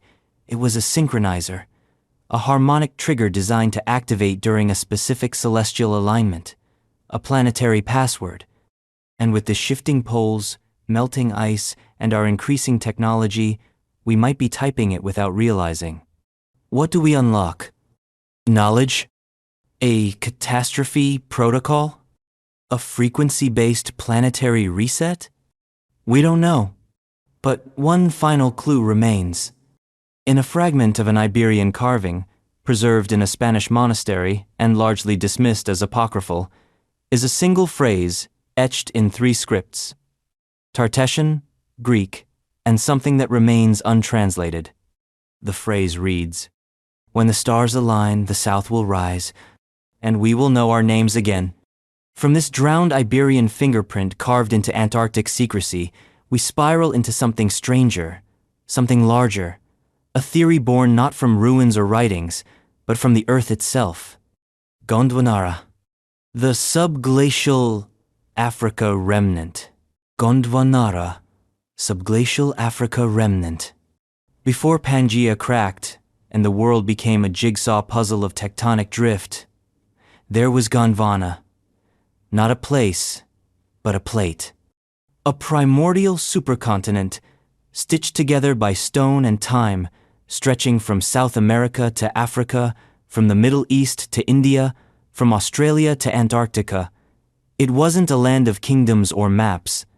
It was a singular, sprawling crust of possibility. But what if it was more than that? What if it was a civilization? Enter Gondwanara. Not a term you'll find in geology, textbooks, or scientific conference panels, but in whispered forums, fringe symposia, and ancient diagrams inked with obsessive precision in forgotten languages. Gondwanara is the name given to a speculative Scythia-mythic urban nucleus that once sat at the convergence of what would become Africa and Antarctica. A city said to predate Homo sapiens. A civilization said to encode itself into the very rocks of the Earth's underbelly. The theory goes like this. Long before the continents split, before even the concept of history could form, an advanced civilization flourished at the southern edge of Gondwana. This was Gondwanara. It wasn't primitive. It wasn't tribal. It was pre-human in ways that defy taxonomy. The culture didn't just build on land. They built with it. Using seismic energy, bioresonant architecture, and subcrustal caverns, they carved a city directly into the continental plateau's vast lattice of geothermal halls, crystalline data vaults, and echo chambers tuned to planetary frequency. Gondwanara was a city designed not just to live, but to listen. It is said they didn't worship gods, they conversed with tectonics. And they knew. They knew that the earth shifts, that crusts don't stay still, that what is land today is sea tomorrow, and vice versa. So, they planned accordingly. Gondwanara was designed to move. Not through space, through structure. Its core infrastructure was flexible, built to withstand pressure, ice, flood, and time. When Gondwana began to fracture some 180 million years ago, Gondwanara didn't crumble, it fragmented. Strategically, like a digital backup spread across continents. Most of the fragments were lost. But the heart, the main chamber, the data vault, the pulse core remained intact, and it drifted south. Into Antarctica. Now, buried beneath the ice of what is today East Antarctica's interior, the remnants of Gondwanara lie dormant, not destroyed, sealed, preserved in a subglacial sarcophagus of stone and pressure and silence. This isn't speculation for the sake of poetry. There's data.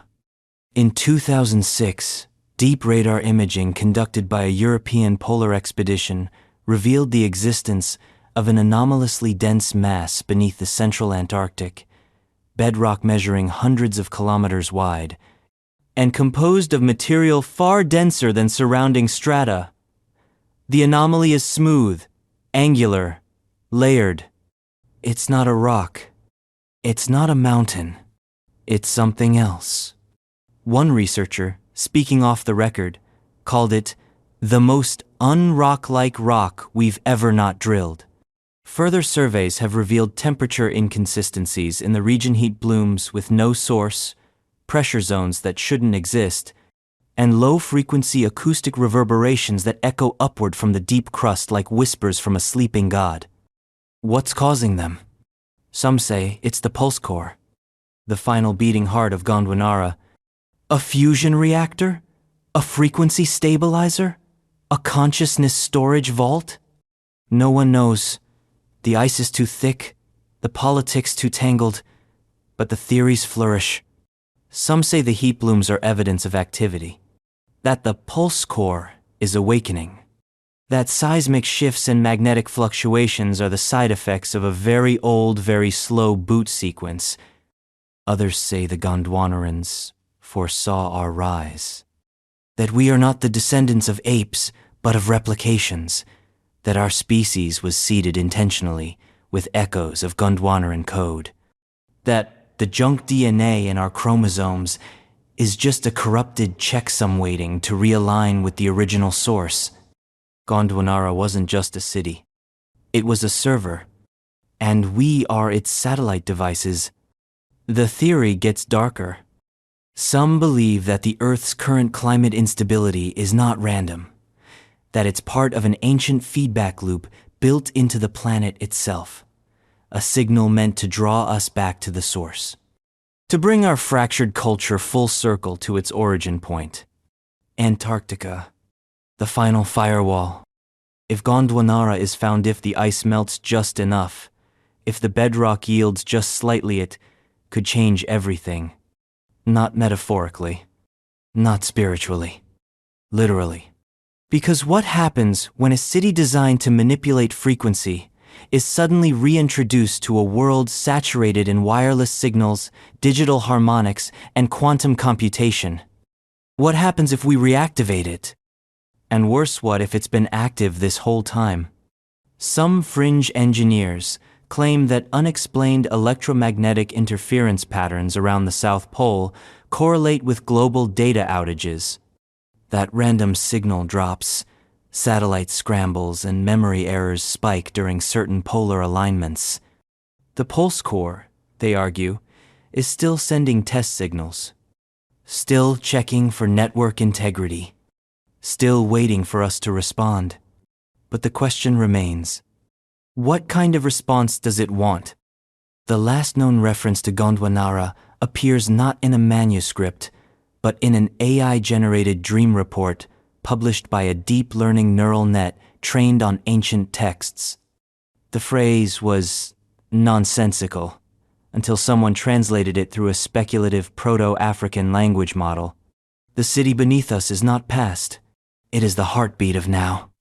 From this geological ghost, this tectonic titan sleeping under continents, we spiral toward a darker node, a temple, a complex of worship and silence. A place the Atlanteans built not for knowledge but for surrender. Arka, the frozen Atlantean temple complex near the Ross Ice Shelf. Arka, frozen Atlantean temple complex. Deep beneath the brittle white teeth of the Ross Ice Shelf, where the sun never truly sets but never fully shines, lies a name chiseled into the void of forbidden memory. Arka. It doesn't come from a map. It doesn't come from a scroll. It comes from the pause between myths, the unspoken breath between the last word of Atlantis and the first crack of silence that followed. Arka was never a city. It was a sanctum, a monastic machine, a monument not to glory, but to guilt. According to the most controversial Atlantean theories, those found scrawled in margins, whispered through channeled sessions, or traced in geomagnetic anomalies, Arka was the final temple, not the first, the last. It was built after the fall began, after Atlantis fractured not just physically, but metaphysically. Its architects turned their vision south, not for salvation, but atonement. Because Arka was not a place of power. It was a place of surrender. The term Arka, in some reconstructed Proto-Atlantean dialects, translates roughly as the inner cold, but the syllables themselves are older. A root of ark, Arctic. Ark means a vessel, a shelter. Ka'in, Egyptian mythology, the vital essence, the life force. Arka, then, is the vessel of life's silence. A temple designed to hold, not knowledge, but resonance, absence, to mute the very frequencies that brought Atlantis down. To understand why Arka was built, you must understand what killed Atlantis, not in fire or water, but in vibration. Atlantis, in many fringe theories, mastered what we now call frequency manipulation. They built machines that could bend sound into force, structures that could modulate consciousness. Entire cities harmonized to specific planetary tones. But power, like a tuning fork struck too hard, destabilized. Atlantis began to resonate itself apart. Arka was their attempt to stop it. Constructed in the coldest, quietest place on Earth, Arka was engineered to absorb. Every stone block, every channel, every vaulted ceiling was designed to catch stray frequencies and drain them. The temple was a negative space, a spiritual black hole.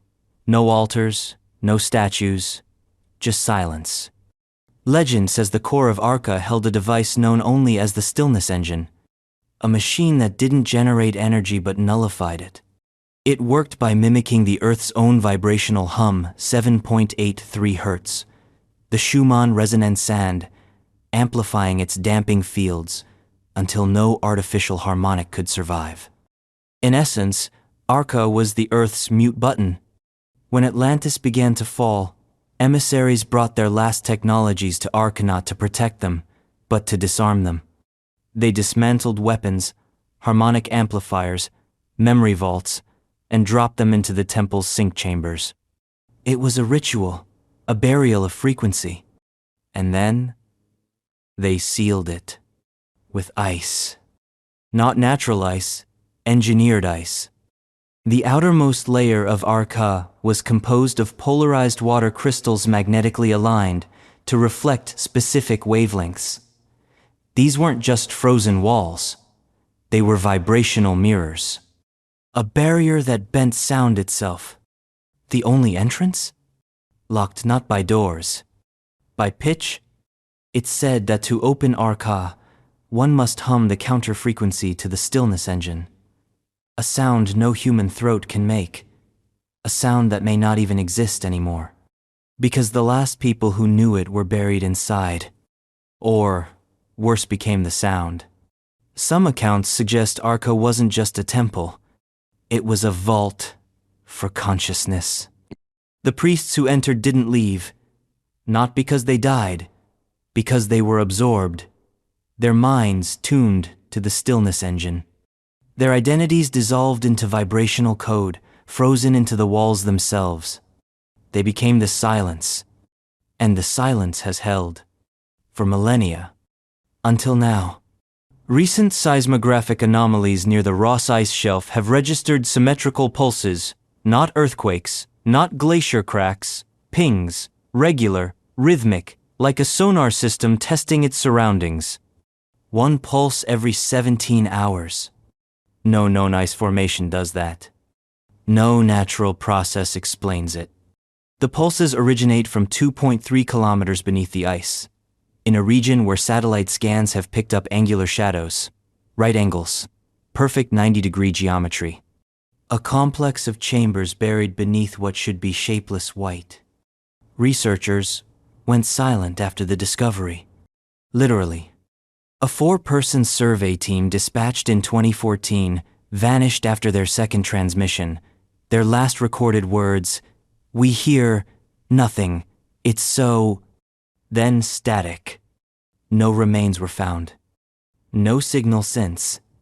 Some believe the silence got them, that Arca doesn't allow return. Others believe they triggered the stillness engine, that they hummed something, maybe accidentally, a resonance match, and that Arca woke up. But Arca doesn't wake like a machine. It wakes like a memory. This is the fear among those who study polar resonance patterns. That Arca is not inert, that it's a planetary pressure valve. And as our world becomes louder with satellites, radio waves, 5G, quantum computation, we may be reactivating what the ancients buried. By mistake. Or by design. Because some of them wanted this. Some believed Arca wasn't the end but the reset. The final silence before the next song. One ancient carving, allegedly recovered by a rogue expedition in 1978 and quickly vanished into private hands, held a single phrase etched into a crystalline wall in a language no one could place. Yet everyone felt. Translated, it reads, "Only silence may contain the sky." From this temple of frozen surrender, we now spiral out again into a city of eternal ice. A mythic remnant, not of power or repentance, but of origin. A first. Yahora, the mythic city of eternal ice. Yahora, mythic city of eternal ice. Yahora. The name echoes like a soft breath through frost-bitten lungs. It appears in esoteric texts as a whisper, in channeled documents as a vision, and in ancient chants as a lament. Yahora is not a place you find. It's a place you remember. A place you dream about without ever being told it exists.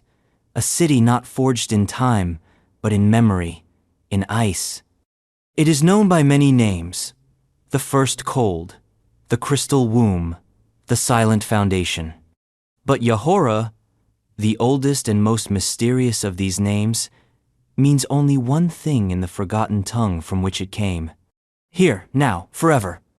It is said to be the first city ever built in the south, not the first city of humanity. The first city period. Before flood, before fire, before gods and kings and echoes of Babel. Yahora stands as the beginning and the end. According to fragments found in pre-Sanskrit hymns, Gnostic transcriptions, and even encrypted within the geometric alignments of Sumerian ziggurats, Yahora wasn't just a settlement, it was the prototype, a divine architectural blueprint embedded in the planet's southern pole as an existential anchor. A city made not of stone or metal, but of resonance and stillness. It was cold, yes, but not inhospitable. The ice was part of its design. Its buildings were sheathed in blue-white crystalline structures that didn't freeze flesh, but stabilized mind. Because Yahora was never meant to be inhabited in the traditional sense. It was meant to contain.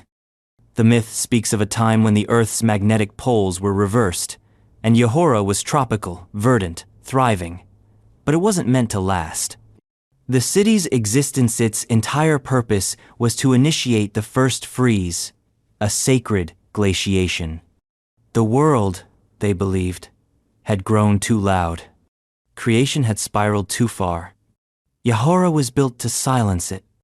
Imagine an entire civilization engineering their own extinction, but not as punishment, as symphonic finale, as planetary therapy. Yahora's architects understood that life required resets, and the ultimate reset was stillness. That was Yahora's gift to the Earth. They triggered the first ice, but the city did not die. Yahora didn't collapse under the ice. It became it. It transitioned, reconfigured, from a living city into an eternal algorithm embedded in frost. Its spires became resonance beacons. Its halls algorithmic chambers designed to hum in sub-zero frequencies. The people? That's the part that unsettles. Because Yahora didn't bury its dead, it encased them standing upright, arranged in spiral formations, facing inward toward the city's frozen heart, the eye of stillness. A dome, a sphere, a pure zero-point field encased in crystal, said to emit no light and all light simultaneously. The Yahorans believed the eye held the full memory of creation, a reverse echo of everything that had ever existed. And it's still there, still humming, still remembering. Recent seismographic studies in 2015 detected unnatural voids beneath the East Antarctic plateau, cylindrical, hollow, and symmetrically spaced. One field report described the layout as more like a motherboard than a cave system. The temperature inside these voids? Even colder than the surrounding ice. That's not possible. Unless the voids aren't natural. Unless they're active chambers. But what could possibly be colder than cold? Yahora believers have an answer: informational null zones. Places so pure in stillness that not even entropy functions normally. Places designed not to decay, but to pause existence entirely. You don't age inside Yahora. You don't breathe. You don't die. You are stored. But the questions mount. If Yahora was the original city, what happened to its people? The myths say they ascended, but not in the way we understand. Not into space or spirit, into structure.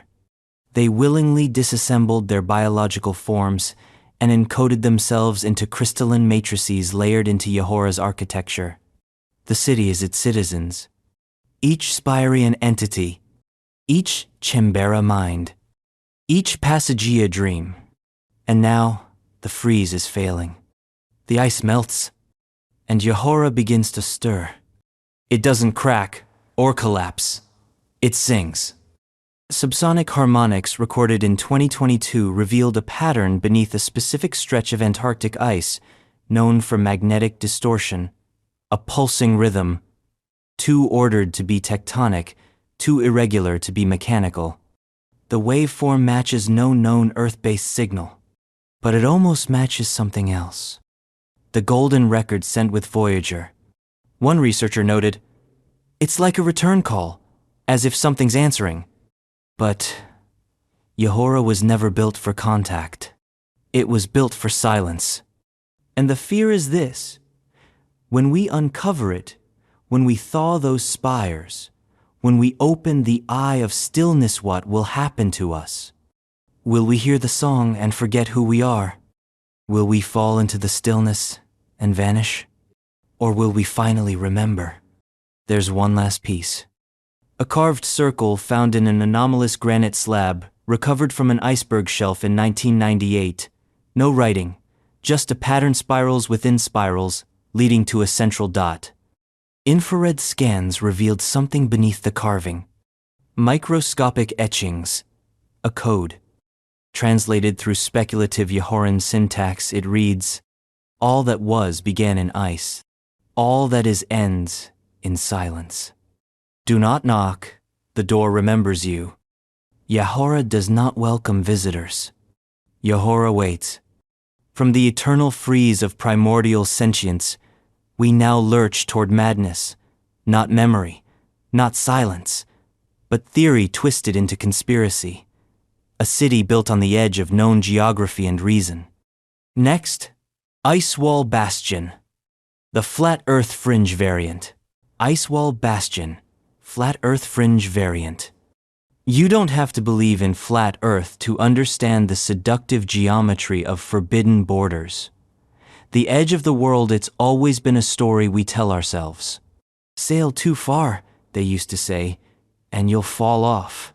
But what if, in some twisted reflection of that old nautical paranoia, there really was something at the edge? Not a void, not a waterfall, a city. Enter Ice Wall Bastion. This isn't your average fringe theory. It's not ancient aliens or Atlantis under the ocean. Ice Wall Bastion is the conspiracy of conspiracies, the fever dream of a worldview so deep in denial it accidentally circles back to genius. A pre-flood city said to have existed not just near the poles but at the literal perimeter of the known world. In flat Earth fringe circles, the Earth isn't a sphere, it's a disk, a plane, a domed stage surrounded by the great Antarctic ice wall, a glacial rampart so immense it forms the edge of existence itself. Mainstream science says this is delusional, and it is. But here's where it gets uncomfortable. The idea didn't start with YouTubers in basements or ancient almanac misreads. It started with the ancients, Sumerians, Vedic cosmologies, Norse cosmography. They all speak of an outer ring, a wall of frost, of stone, of silence encircling the known lands. Now, take that myth, stretch it across millennia, combine it with the idea that before the Great Flood, civilization reached further, stranger, and colder than we understand, and what do you get? Ice Wall Bastion. A city built not on land, but at the edge of containment. The fringe theory says that Ice Wall Bastion was constructed as the final outpost before the boundary, the last watchtower, the anchor city. A frozen citadel built by a pre-flood civilization who knew the truth about Earth's shape, not flat, not round, but structured, contained, a system. The bastion wasn't built to explore. It was built to guard. Constructed from dense ice-laced stone, harder than any quarried mineral, the city was said to stretch like a crown around the circumference of the wall, visible only during certain celestial alignments. When the sunlight hit the dome's edge just right and cast long, unnatural shadows across the sky. There were towers, monoliths, spiraled columns etched with fractal glyphs not meant for human eyes, and a central mechanism simply called the lock, embedded in a glacial chamber of perfectly smooth crystal. What did the lock do? Theorists disagree. Some say it sealed the dome. Others say it opened the gate. Still others believe it was a reset switch, a literal world ender, built to collapse the plane in case of corruption or deviation from cosmic design. The people of Icewall Bastion weren't normal humans.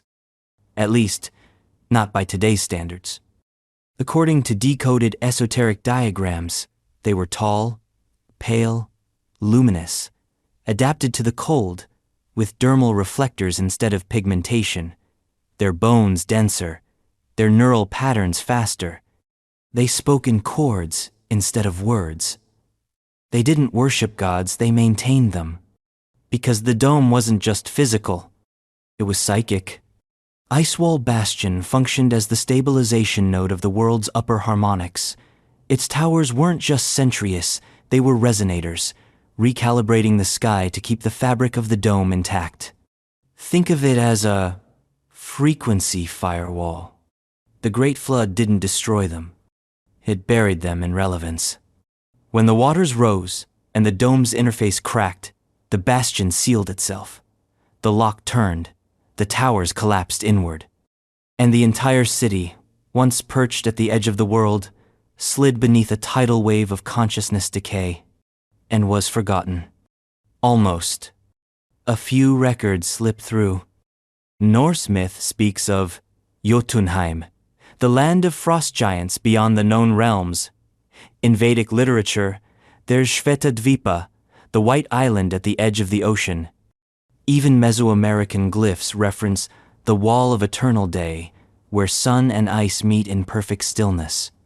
In 1973, a declassified military operation under the guise of weather study recorded unexplained radar echoes just outside the claimed boundary of the South Pole blips that followed no terrain, ignored satellite delay, and vanished instantly when observed. One analyst called them ghost walls. He was never heard from again. What makes this more disturbing is what came next. In 1996, a Canadian expedition, funded independently and equipped with high-frequency LiDAR, attempted to cross an unclaimed stretch of Antarctic territory. Their last transmission: "We see structure, not rock, not ice." The team vanished. A month later, a blizzard of disinformation swept across academic channels. The story was buried beneath nonsense. UFO sightings, ancient reptilians, discreditation through absurdity. But some people saw the initial data. They remember the coordinates. And now, there's a growing belief that the lock is weakening. The Demetha theoretical barrier around the flat Earth modellus under stress, not because it's breaking, because it's rebooting. According to the ice wall bastion theory, the entire system is cyclical. Every so many millennia, the lock resets the simulation, the ice melts, the cities return, and then click. A new version loads. Icewall Bastion is the reset chamber. The next keyhole. And those who get too close, who try to find it, they don't vanish. They're archived. The city remembers them. So why should you care? Because the ice is melting. Radar imaging is better than it's ever been. The magnetic field is shifting. And somewhere out there, near the blind spot of every GPS system, there's a pulse. Low, repeating, measured. Like a countdown. One final clue comes from an allegedly leaked research log from a now defunct glaciology team out of New Zealand. It contained a sketch, a crude diagram of towers along a ridge. Beneath it, a single phrase in handwritten ink. "Beyond the frost lies the switch. We are already queued." Icewall Bastion is not a city that waits for discovery. It's a city that counts. Next, Sigoria, the glacial star city, said to hum in frozen frequencies beneath the Arctic silence. Sigoria, glacial star city. If you close your eyes on a windless night in the far Arctic and listen not with your ears but with that strange internal silence that lives behind the teeth, you might hear it. Not a whisper, not a hum. A shimmer in your bones, like the echo of stars falling into a mirror made of frost. That shimmer has a name, Sigoria. It's not written in any mainstream geography. You won't find it on NASA's frozen topographies or in polar expedition logs. It exists on the edge of dreams and psychic residue, a city of ice and starlight buried in the oldest silence on Earth. But among fringe mystics, arcane cartographers, and esoteric engineers, Sigoria is an obsession. They call it the glacial star Cydia, living geometry of crystal and cosmic resonance hidden beneath the Arctic's crust, like a melody sealed in ice. To understand Sigoria is to step away from history and into alignment. Because the city, according to those who claim to have seen it in altered states or hypnagogic regressions, wasn't built in a moment it was tuned into existence. Not with stone, with light, with tone, and always with cold. Let's start where the theory begins. The Arctic aurora. Everyone knows the aurora borealis is a natural electromagnetic phenomenon. Solar particles collide with atmospheric atoms, producing shimmering curtains of green and violet light. But what if that's only half the truth? Some researchers dismissed, mostly have pointed out recurring geometric patterns in the auroral fields, not random curtains, spirals, cubes, glyphs, patterns too complex to be coincidental. Patterns that appear only during specific stellar alignments. Patterns that map onto Sigoria's theoretical layout. According to these theorists, Sigoria was not only built beneath the Arctic Circle, it was placed there to receive those frequencies. The aurora is not decoration, it's transmission, a cosmic Morse code. And Sigoria is the antenna. The city, they say, sits beneath what is now an uninhabitable region of northern Greenland, buried under kilometers of ice and ancient glacial pressure.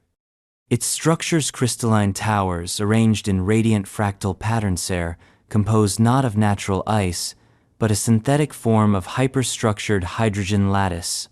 It looks like ice, feels like ice, but it isn't. It's tuned. When struck by seismic activity, magnetic pulses, or even human voice, the towers ring, each with a unique tone. Together, they form a harmonic chord too vast for human hearing. A planetary resonance field. This isn't metaphor.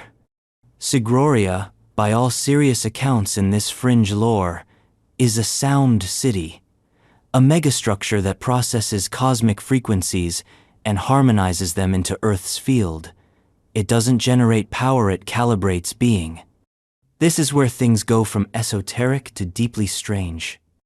Channelers, those who claim to receive psychic transmissions, have described Sigoria not as a place, but as a memory cluster, a crystallized psychic field encoded with the history of pre-human consciousness. They say the city hums in syllables. Each tone is a record. Each frequency, a being. This is not woo for the sake of style. There are deep corollaries to ancient myths.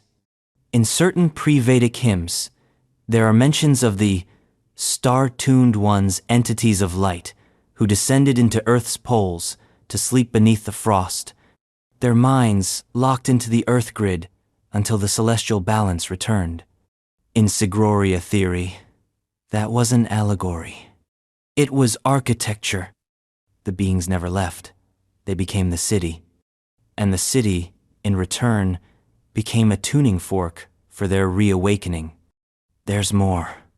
In 2011, a Swedish expedition to map glacial formations in northern Greenland experienced a series of anomalies, GPS failures, sudden atmospheric density spikes, unexplainable tonal hums captured on audio equipment. The team dismissed it as solar interference until one geologist claimed to have heard a voice. Not in words, in chords. They later said it felt like being sung to by something very old and very sad. The data was suppressed. But one team member leaked a LiDAR image, a circular indentation beneath the ice, over a mile wide, with 8 spire-like protrusions forming a radial pattern, geometrically perfect. Impossible to explain geologically. Some said it was an impact crater. But craters don't sing. And then there's the prophecy. Among the more cryptic transmissions attributed to Sigoria, blend of language, tone, and fractal image compressed into dream symbol zone, message keeps recurring. When the 8th light fades, the gate will pulse. The breath must align. Only the remembered can enter. What is the gate? Some believe Sigoria isn't just a structure, it's a door. Not to space, to origin. A vibrational portal meant to reopen the stream of knowledge that was closed after the flood. A last link to what humanity was before language, before division, before forgetting. Others say it's a failsafe. That, when Earth's harmonic balance becomes too chaotic, Sigoria will retune the planet. Whether that means healing or rebooting depends on the balance of tones. Right now, they say, we're dissonant, and the gate is listening. There are tales unprovable, but persistent of people vanishing in the Arctic. Hikers, scientists, hunters, disappeared without a trace, save for one repeating detail found in the journals they left behind. Dreams of light towers, dreams of a cold that didn't hurt, dreams of being sung awake by crystal voices. One even sketched a symbol in his notebook, a spiral, surrounded by 8 radiating lines. He called it the choir.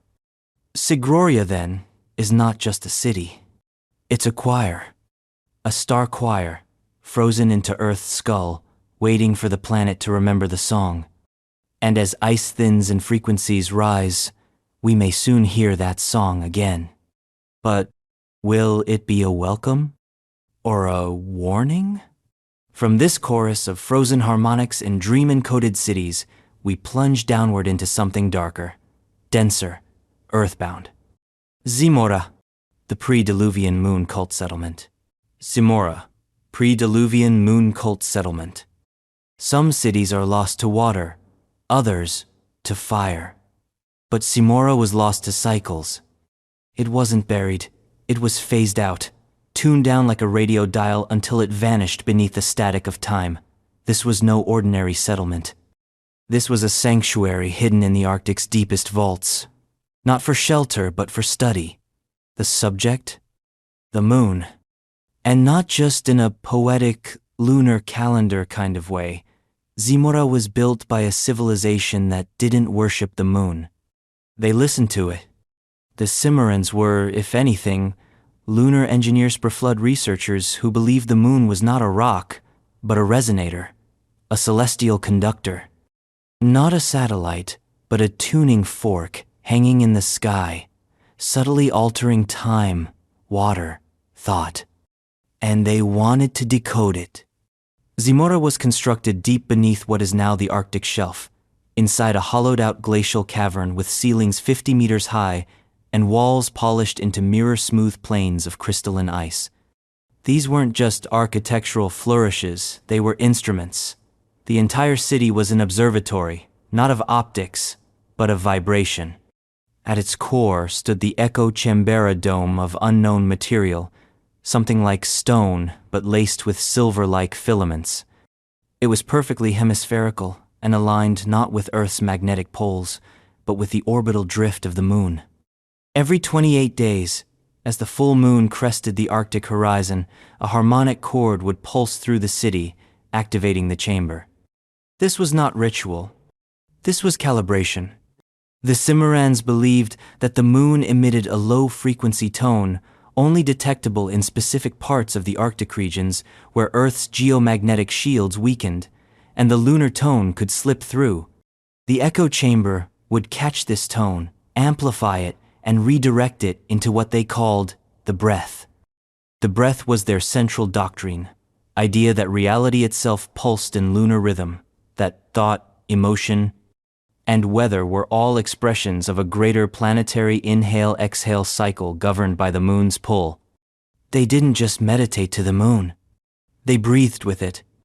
And through this breath, they believed, came understanding. Some theories claim that Simora was the world's first school of psychoacoustic architecture, that they built structures not for shelter, but for mind expansion.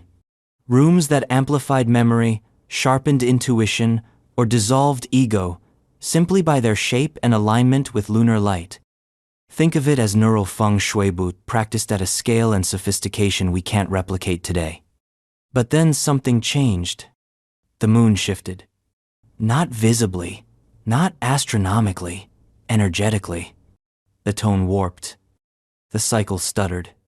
Zimmermann texts what little has been reconstructed, from dream fragments and deep-state archaeological leaks mention the hollowing, a term used to describe the period when the moon's frequency weakened, cracked, or became hostile. The breath became static. Gmoron minds began to fragment. Their dreams turned violent. And in the final record a series of carved spirals found in a fossilized ice sheet dated roughly 12,000 years ago, the following sequence is seen. Full spiral, broken spiral, inverted spiral, then silence. Iximora fell. But how? Most theories point to temperature collapse. That when the moon's frequency destabilized, it triggered localized climate failure in the Arctic, causing a sudden and brutal flash freeze. The city, built for resonance, wasn't structurally armored. It wasn't meant to endure chaos. It was meant to sustain clarity. And clarity had left the building. Some say the freeze was deliberate, a last ritual to preserve what little harmonic code remained. The echo chamber, sealed. The breath archives, cryo-locked. The final citizens, those not already disassociated, entered hibernation pods, carved into the chamber's floor. Their fate is unknown. Now here's the twist. In 2009, a sonar probe mapping subglacial anomalies in northern Greenland picked up a pattern, not a structure, a sound. Low, cyclical, measured in lunar time. The probe recorded 6 pulses, each separated by exactly 24 hours and 50 minutes, the length of a lunar tidal day. After the 6th pulse, nothing. Then, 28 days later, it happened again. This wasn't natural. This wasn't geological. This was lunar synchronization. And the location? Less than 20 kilometers from the theorized site of Simora. The sound continues to this day. Those who follow the theory believe that the echo chamber is reactivating, that the breath is being remembered, and that somewhere, beneath kilometers of Arctic silence, the hibernating minds of the Cimarrons are listening for the moon to become clear again. Because here's the most disturbing part. The Simorans didn't worship the moon because it was beautiful. They worshipped it because it talked back. And the final entry in their breath cycle, carvings translated loosely from spiral sequence, reads, "The mirror blinks. The breath is stolen. Return only when the cold sings again." And now, the cold is singing. And the moon is blinking. What happens when the tone completes? From this frozen hymn of lunar psychoacoustics, we descend deeper into something more brutal, less cosmic, more material, a mining empire, an industrial titan, buried not in starlight but in avalanche. Kari Nord, the frozen mining empire. Kari Nord, frozen mining empire. Where most of the other cities in this list worship stars, silence, or symbolic geometry, Kari Nord had no time for that. Kari Nord didn't hum with cosmic resonance or align with magnetic poles. It didn't hum at all. It roared. Kari Nord was not a sanctuary. It was an operation, a complex, a sprawling industrial monolith driven by survival, extraction, and expansion. Where other pre-flood civilizations sought enlightenment or preservation, Kari Nord sought material, and it got plenty. Because Kari Nord, according to the most fringe yet stubbornly persistent theories, was built atop the richest known mineral seam of the pre-flood world. Iron, obsidian, crystal composites, and a strange, ultra-dense ore with metallic lattice properties no longer naturally occurring on Earth. They called it Nirn. We don't know what Nirn was made of. We don't even know if it was native. But if the theories are to be believed, Cryanovam didn't just find it, they were built around it. The entire civilization rose from the icy underworld for one reason: to dig.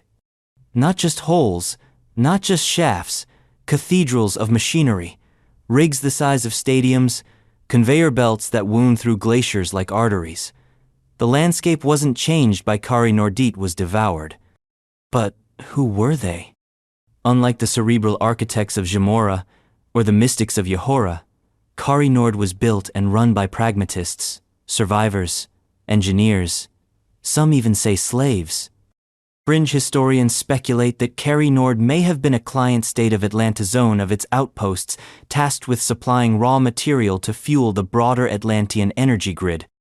This would explain the harshness. Cryanovam, if these sources are correct, didn't have temples. It had forges, furnaces, giant magnetic lifts, and most disturbingly drainage systems meant not to divert water, but to redirect melt, because the deeper they drilled, the warmer things got. And the warmer things got, the more unstable the operation became. But they couldn't stop. The demand for Nirn was relentless. According to esoteric excavation diagrams, the core of Cryanovam contained a central lift platform called the Throwata, vertically aligned chamber, nearly a kilometer deep that housed the city's primary refinery. This was the heart. Everything else, barracks, mess halls, repair bays, transportation hubs, radiated from this singular cavity in the earth. But the throat was cursed. Not metaphorically. Literally. There are strange reports in channeled writings and remote viewing sessions of people who saw Cryanovam from outside time. They describe the throat as a living wound. That once the drill reached a certain depth, the ore began to respond not chemically, but energetically. The Nirn began to resonate, not in harmony, in rage. Systems started to fail. Machines cracked. Workers went missing. Some described hallucinations, others compulsion. The deeper they dug, the more they felt like they were being watched, or worse, used. Because what if the ore wasn't just mineral? What if Nirn was sentient? This is where the theory fractures. Some believe the Cryanovians woke something. Others believe they were harvesting the remnants of a prior civilization, a civilization not made of flesh, but of living metal. Either way, the result was the same: collapse. Not from war, not from flood, from avalanche. It started, according to the myth, with a harmonic breach in the throat, a sonic pulse triggered by an unexpected feedback loop in the ore's magnetic resonance. The pressure built, the tunnels cracked. The ice above, already weakened from decades of redirected heat and vibration, gave way. The avalanche was not a single collapse. It was a cascade. Entire districts were buried in seconds. Thousands, if the numbers are to be believed, were flash-frozen mid-sentence, mid-task, their final expression still locked in the ice. The main forge, known as Red Coil, was crushed under 200 meters of glacial rock. The few who escaped didn't talk about it. They didn't remember it. This, perhaps, is the most chilling detail.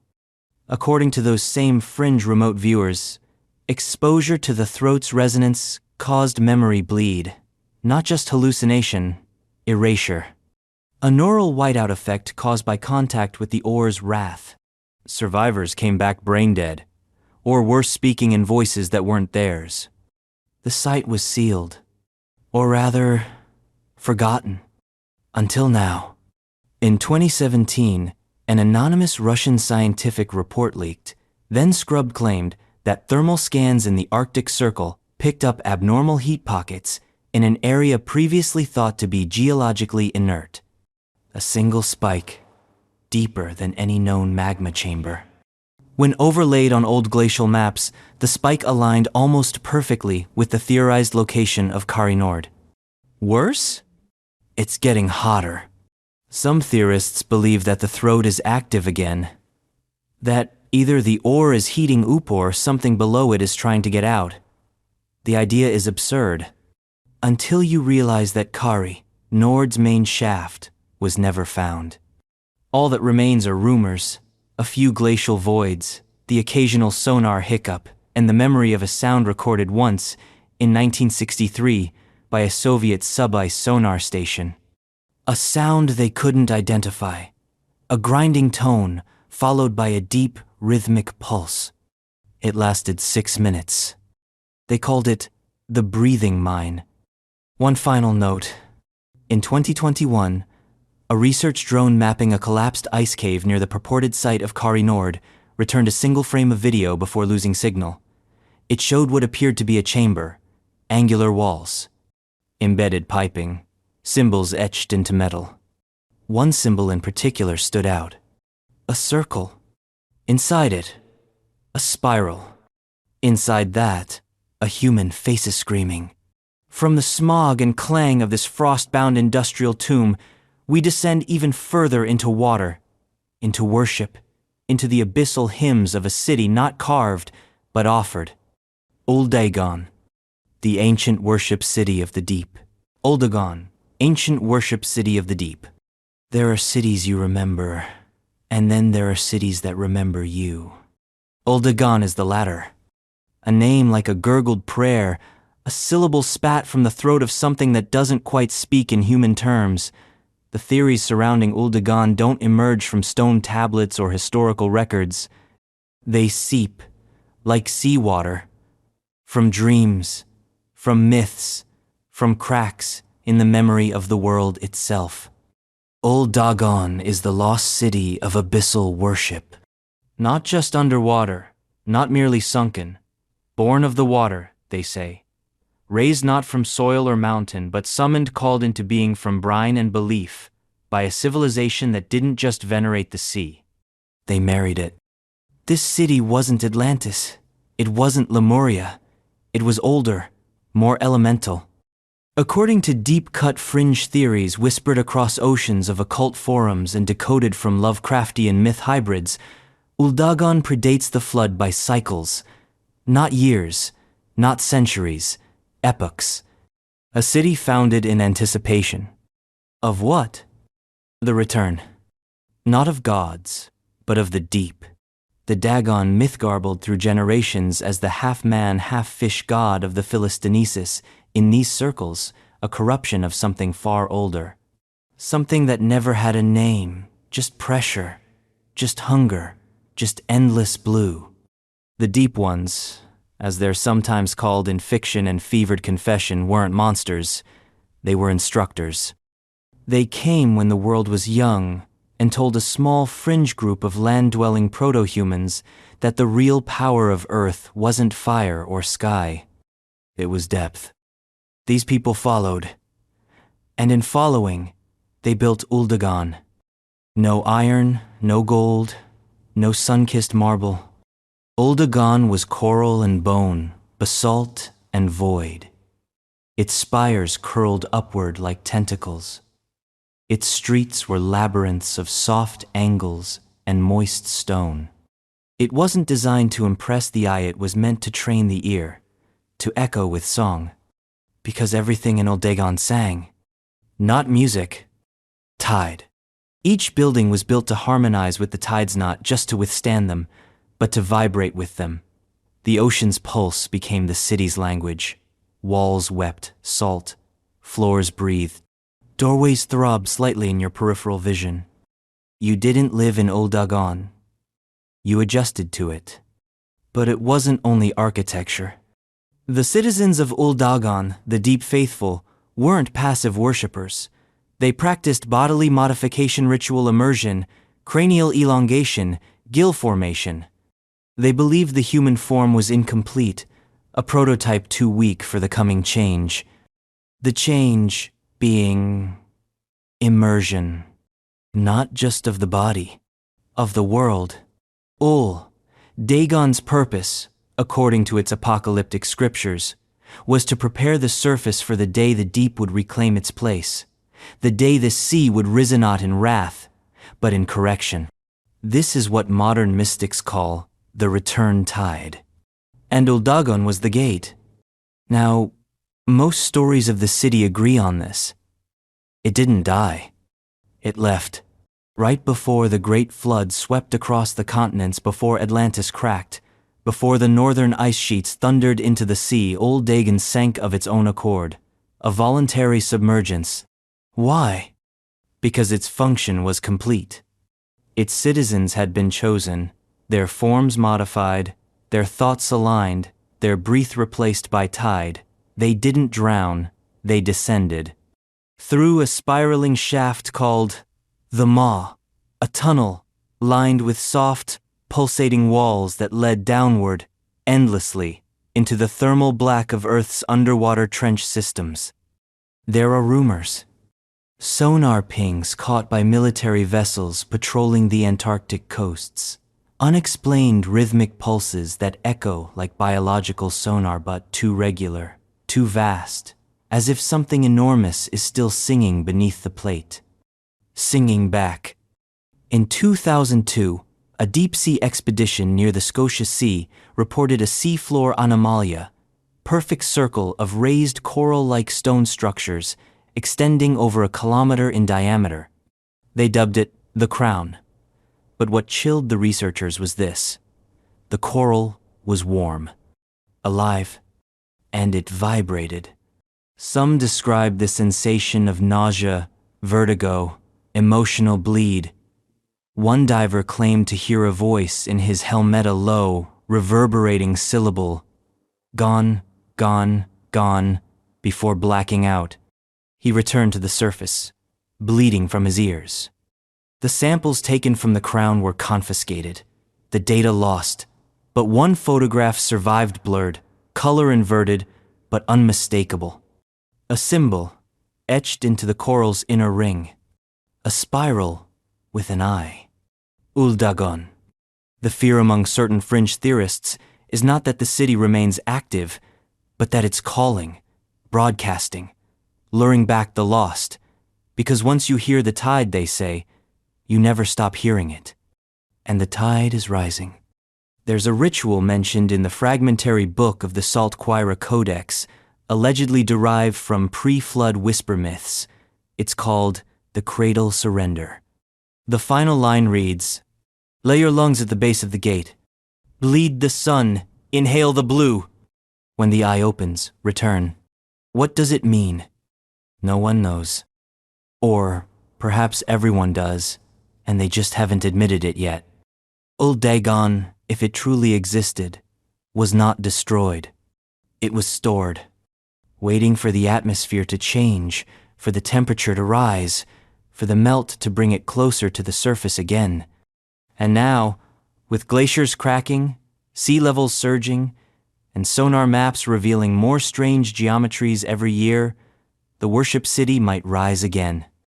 But it won't be alone, because our next descent leads to the fire beneath the frost, to a monastery made of flame and frost, memory and light. The City of the White Flame, City of the White Flame, Polar Monastery. There are cities that rise with armies, cities that fall with floods, and then there is the City of the White Flame. It never rose. It was never built in the traditional sense. It was never marked on maps. It was placed, whispered into the snow like a mantra, set down in the world by hands not made of flesh and minds not troubled by time. The City of the White Flame is not a myth. It is a silence. A radiant, frozen monastery carved into the underside of the Antarctic shelf, known only in esoteric Tibetan lore, theosophical margins, and telepathic trance documents collected during the early 20th century. It was not made for humanity, but we stumbled toward it anyway.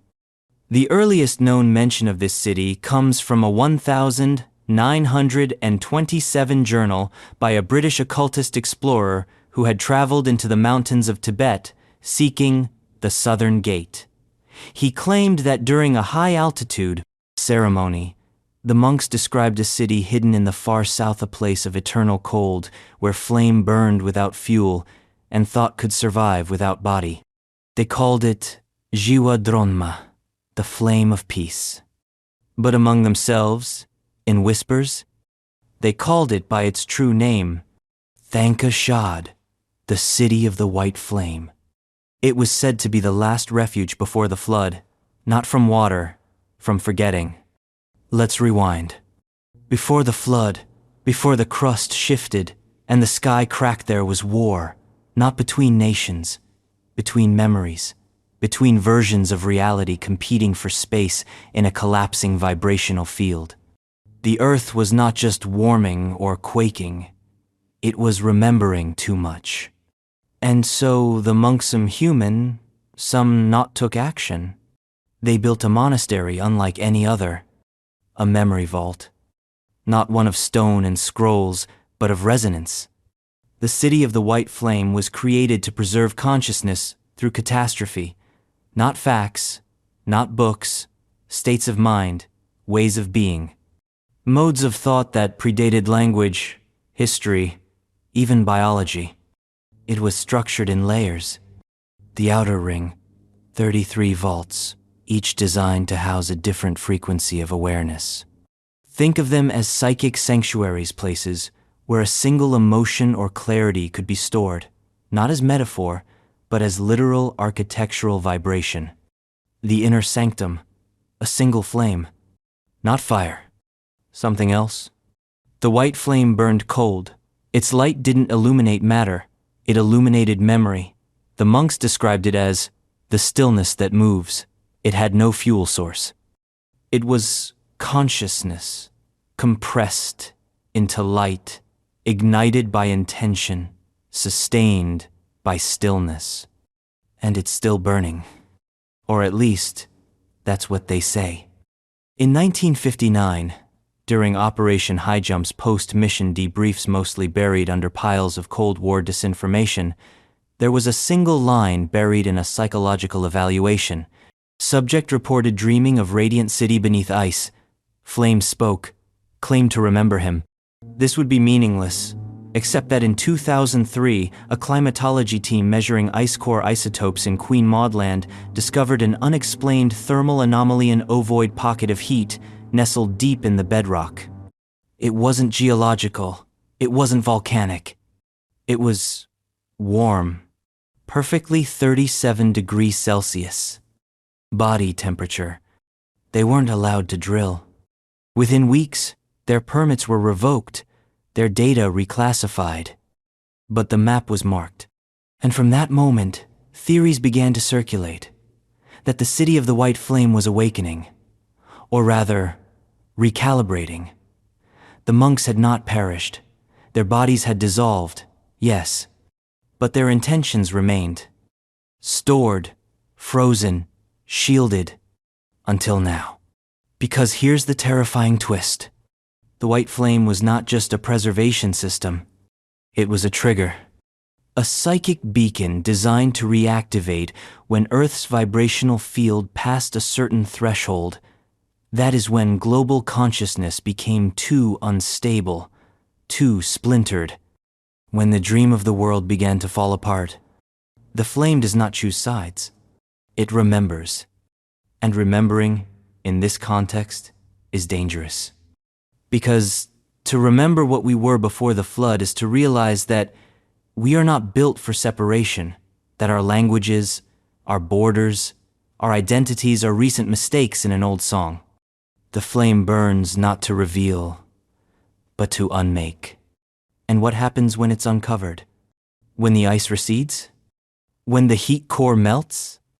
Some say the white flame will spread not physically, but psychically. That it will reignite memories we have buried since the last flood. Not just past lives, but past epochs. That our species will undergo a remembering so total, so violent in its clarity, that we'll shatter. And in that shattering, something new will emerge. Or perhaps something ancient, Some call it the return of the Silent Age. Others, more grimly, call it the White Singularity. The last time this city was close to surfacing, according to fringe astrochronology, was during the Younger Dryas melt. That mass extinction, that global trauma, the last time we felt the memory of fire beneath frost. And now, here we are again. One final note. During a 2012 ayahuasca ceremony in Peru, a participant entered what they described as a frozen monastery of light. They reported kneeling before a flame that whispered in color, and seeing on the inner wall carvings of all the cities lost to ice, each etched with one symbol, a spiral engulfed in rays, and beneath it, a phrase burned into their vision: "You have returned, but you have not yet remembered." From this monastery of radiance and frost, we now move toward the conclusion, the last vault, the final silence beneath all silences. Asgral, the frozen hall of archives. Asgral, frozen hall of archives. There are cities that vanish. There are cities that burn. But Asgral was never meant to be either seen or heard. It wasn't meant to thrive. It wasn't meant to fall. It was designed with only one function in mind: to remember. Asgral is not a myth. Not in the way Atlantis or Hyperborea are. It is not whispered about in drunken sailor songs or used as a metaphor in obscure Sanskrit hymns. 10 number. Asgral is more like a rumor lodged in the marrow of the earth, a pressure point in human memory that we never quite touch but always wince around. Because Asgral is the vault, the final one, the hall of archives beneath the Antarctic crust, the rumored epicenter of pre-human record-keeping, a subglacial library so vast and ancient it predates the invention of death. Not because no one died, but because the idea of being forgotten hadn't been conceived yet. Here's what little we know. Asgral appears in only a handful of sources, none of them official, none of them sane. A fragment of text buried in a 17th century translation of the Voynich manuscript. A glyph scrawled onto the wall of a collapsed Himalayan monastery in 1912. A phrase that appeared, unbidden, in the middle of a coded Soviet transmission intercepted in 1984. Asgral pulses beneath frost. Memory is temperature. Those who speak of Asgral describe it in shades. A city of no color, no architecture, just corridors of feeling, vaults of vibration. They say you don't walk through Asgral, you recall it. And it recalls you back. The theory goes like this. Before the flood, when the Earth's poles were warm and civilization existed in forms, we can't classify when beings of intention and pattern, rather than biology, roamed the crust. There was a council. Not a government, not a religion, something else, something aligned. Their job? To preserve everything. Not artifacts, not texts, but experience. They built Asgral, not above, but within the crust. They drilled not downward, but inward, into memory, into the Earth's own nervous system. They found fissures of resonance, cracks in the plate where thought echoed, where emotion left shadows. They followed those shadows, and they built. Asgral wasn't constructed in a day or a century. It was layered. Each stratum of the city was devoted to a different kind of memory. Physical, emotional, symbolic, harmonic, ancestral. Each hall tuned to hold a specific type of remembering. Walk too far into the wrong corridor, and you might not come back the same. Because remembering in Asgral is not passive. It remakes you. And that was the point. According to dream-channeled blueprints, transcribed by a Polish mystic in 1919, the city contains 7 inner rings. The outermost is for language, then body, then lineage, then species, then earth, then time, and finally the core. No one knows what's in the core, because no one remembers. Or perhaps everyone does, and they just can't process it yet. The core, they say, is a vault that holds not information, but presence. The living, undistilled consciousness of everything that has ever been felt by Earth and its inhabitants. Unfiltered, undifferentiated. To touch it is to become it. And that's why Asgral was sealed. Not by flood, not by collapse, but by design. It was locked the moment the pole shift began, just before the melting, just before the crust cracked and civilization fell into myth. A seal was placed over it, not physical, but cognitive. A mimetic barrier encoded in ice. The city is not unreachable. It is unthinkable. Unless something changes. Unless the ice thaws. Unless the signal returns. Which it has. In 2020, a fringe weather satellite recorded anomalous microwave bursts from the Antarctic interior. Unpatterned, not artificial, but pulsing in sevens, repeating every 13 days. Each pulse coincided with minor EM field disruptions across Europe, Southeast Asia, and parts of the Southern Hemisphere. One physicist anonymous commented that the signal felt like a countdown. And then there are the dreams.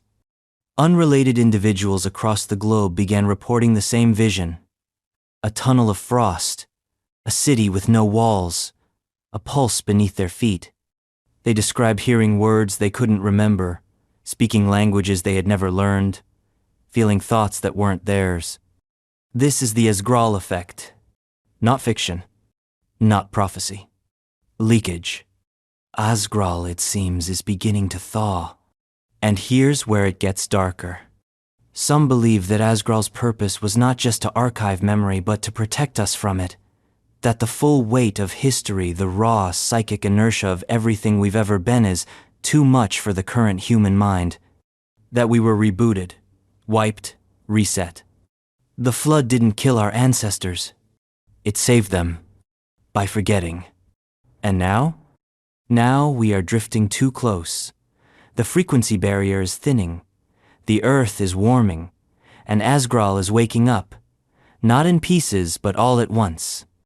What happens if the city is fully revealed? Some say we become gods. Others say we become extinct. Because the core doesn't differentiate. It doesn't ask who you are. It simply plays the full symphony of Earth's memory, on repeat, through you. And if you're not tuned for that kind of music, you dissolve. Final footnote. A weather balloon recovered in 2023 contained a corrupted audio file. It was mostly static until the last 3 seconds. A voice. Not human. Not mechanical. Something else. It said, in perfect reverse English, "You are remembered. From this final vault, this memory of all memory, we leave the cities beneath ice and return to the surface, blinking, wondering, what else lies beneath our feet? And more importantly, what part of us is still buried down there with them?"